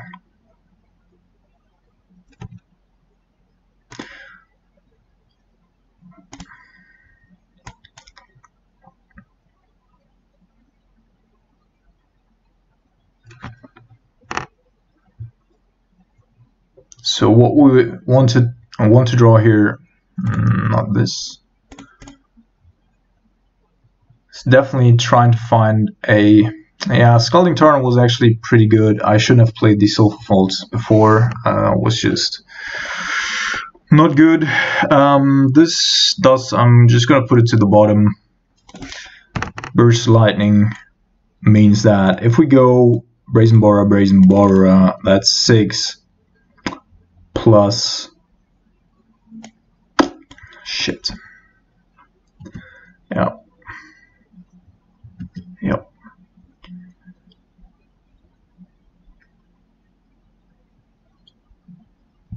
Otherwise, we would have had lethal here. And there's another Karn as well. Sure.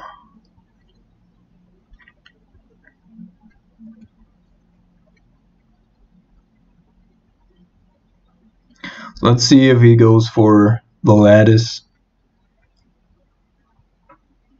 Otherwise, we might have to adjust our play pattern. Relic of Progenitus. Alright, feel like we're gonna go with this. 1, 2, 3, 4, 5.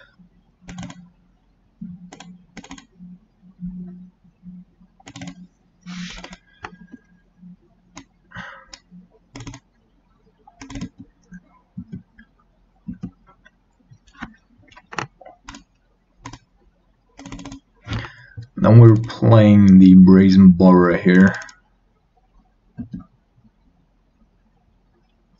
Fuck.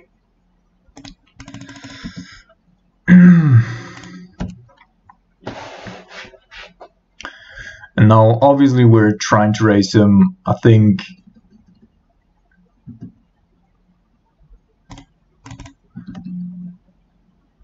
if it's just about that, that's fine. Like, we can probably raise a Thragtusk. And we've already gotten rid of so many threats. Like, our opponent should actually be drawing a couple of lands here quite soon. Like this 5, he only played 6 lands out of 19. Alright. A little more. Hopefully he's going for the lattice now. Although he knows about the Borra, so maybe not.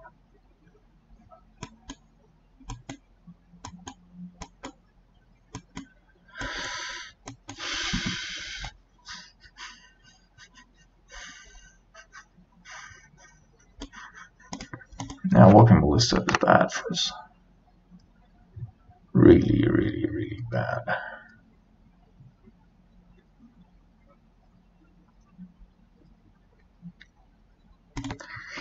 Okay, now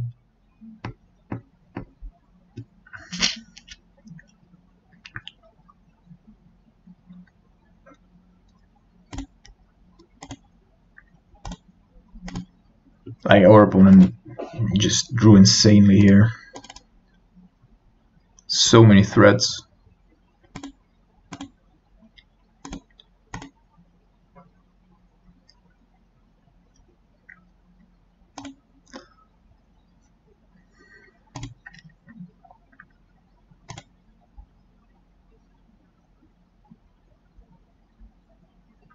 Alright, so now we're gonna bolt the Thragtusk.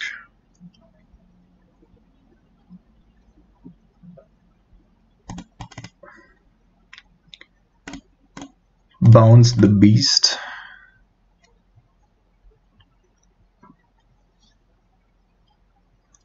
Play the Borra and kill the Karn.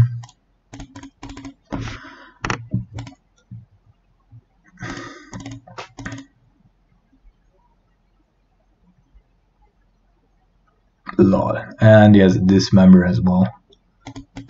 That's just the most insane shit ever.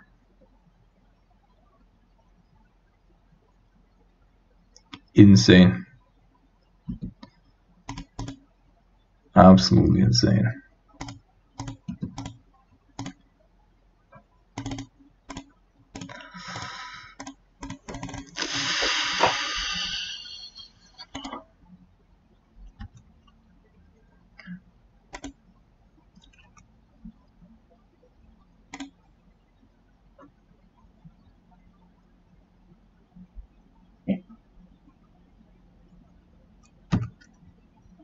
We also haven't seen our Blood Moons yet. Like,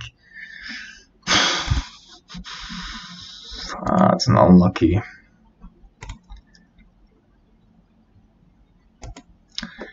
Unlucky game here.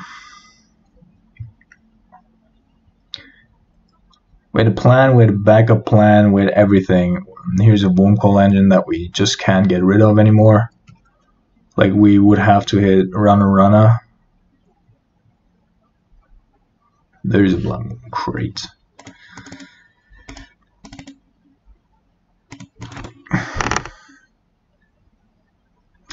Actually, I think I'm just going to concede without showing him the Blood Moon. 1, 2, 3, 4, 5, 6. Because it doesn't really make a difference, and this way he might not be boarding. I hate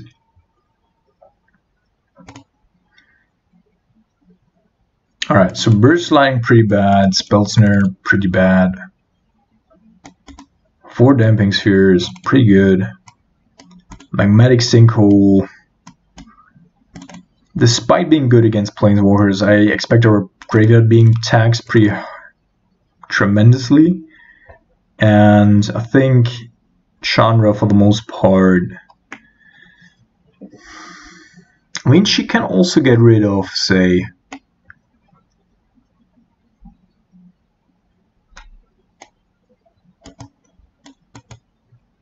yeah, no, I think Chandra is actually pretty good.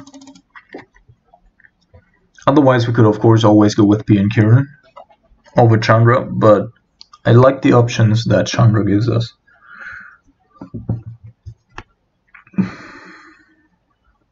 Especially against, say, Wormcall Engine.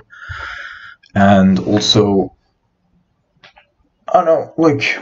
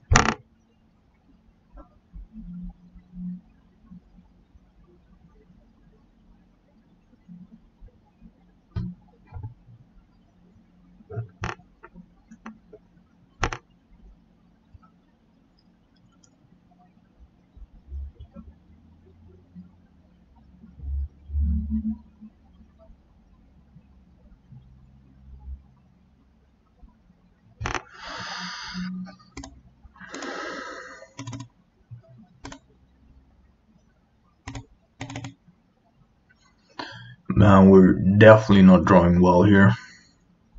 I'm gonna keep this and probably just get rid of the Snapcaster.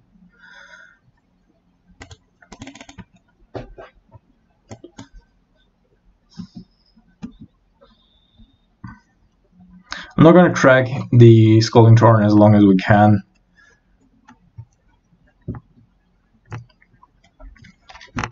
Since we need a red source anyway.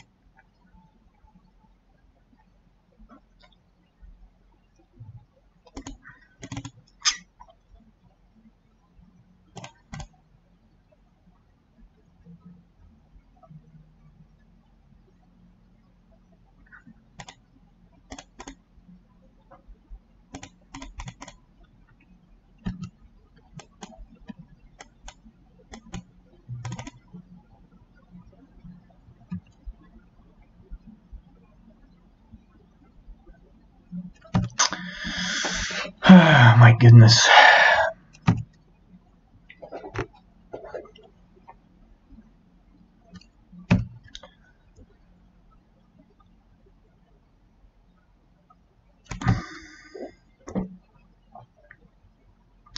So our opponent might or might not have a way of interacting here. Oh, we just need a third land, man. Not even a whole lot. Like, my god.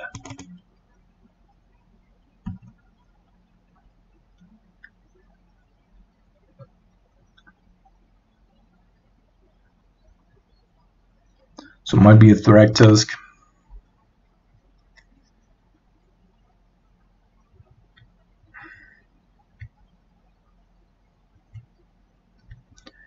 Yeah, I'm just gonna remount here to draw a card. He might have a Veil of Summer, but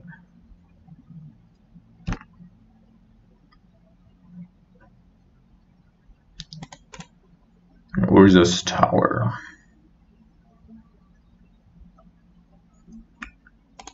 Alright, are we gonna go with the Blood Moon yet? Feel like we are, right? Oh, maybe not.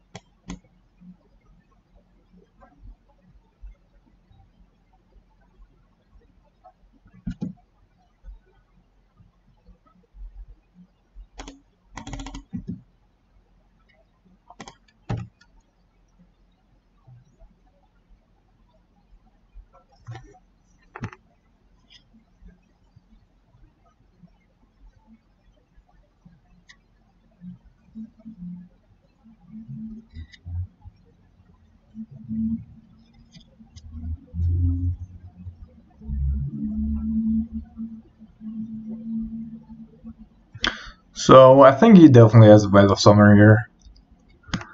But if we let it through, he has 4, 7, 9, 10, 11 sources of mana. And that's probably too much in any world, and therefore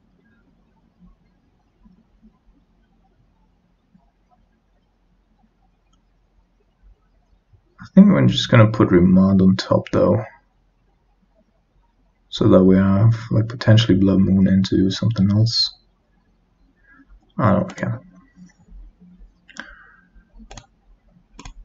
Let's see. If he has another Veil of Summer, then that's fine. Yeah.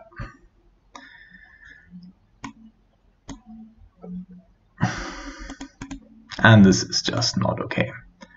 Like,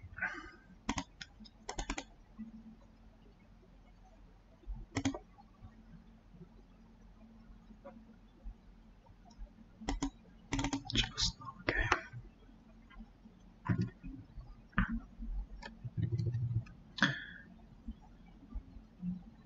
Yeah, the thing is, we would have run into that Veil of Summer this way or that way. Therefore, it doesn't really make a difference.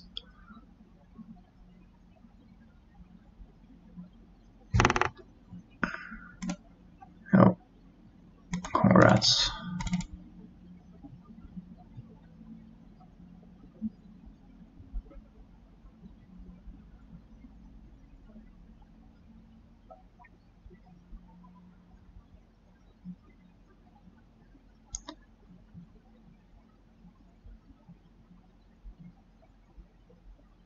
I hate Veil of Summer. It's the most atrocious card in this fucking game.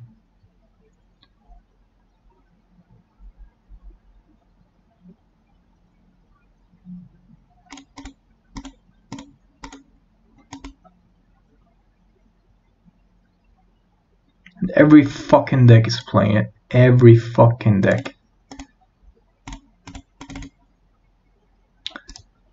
Fuck off.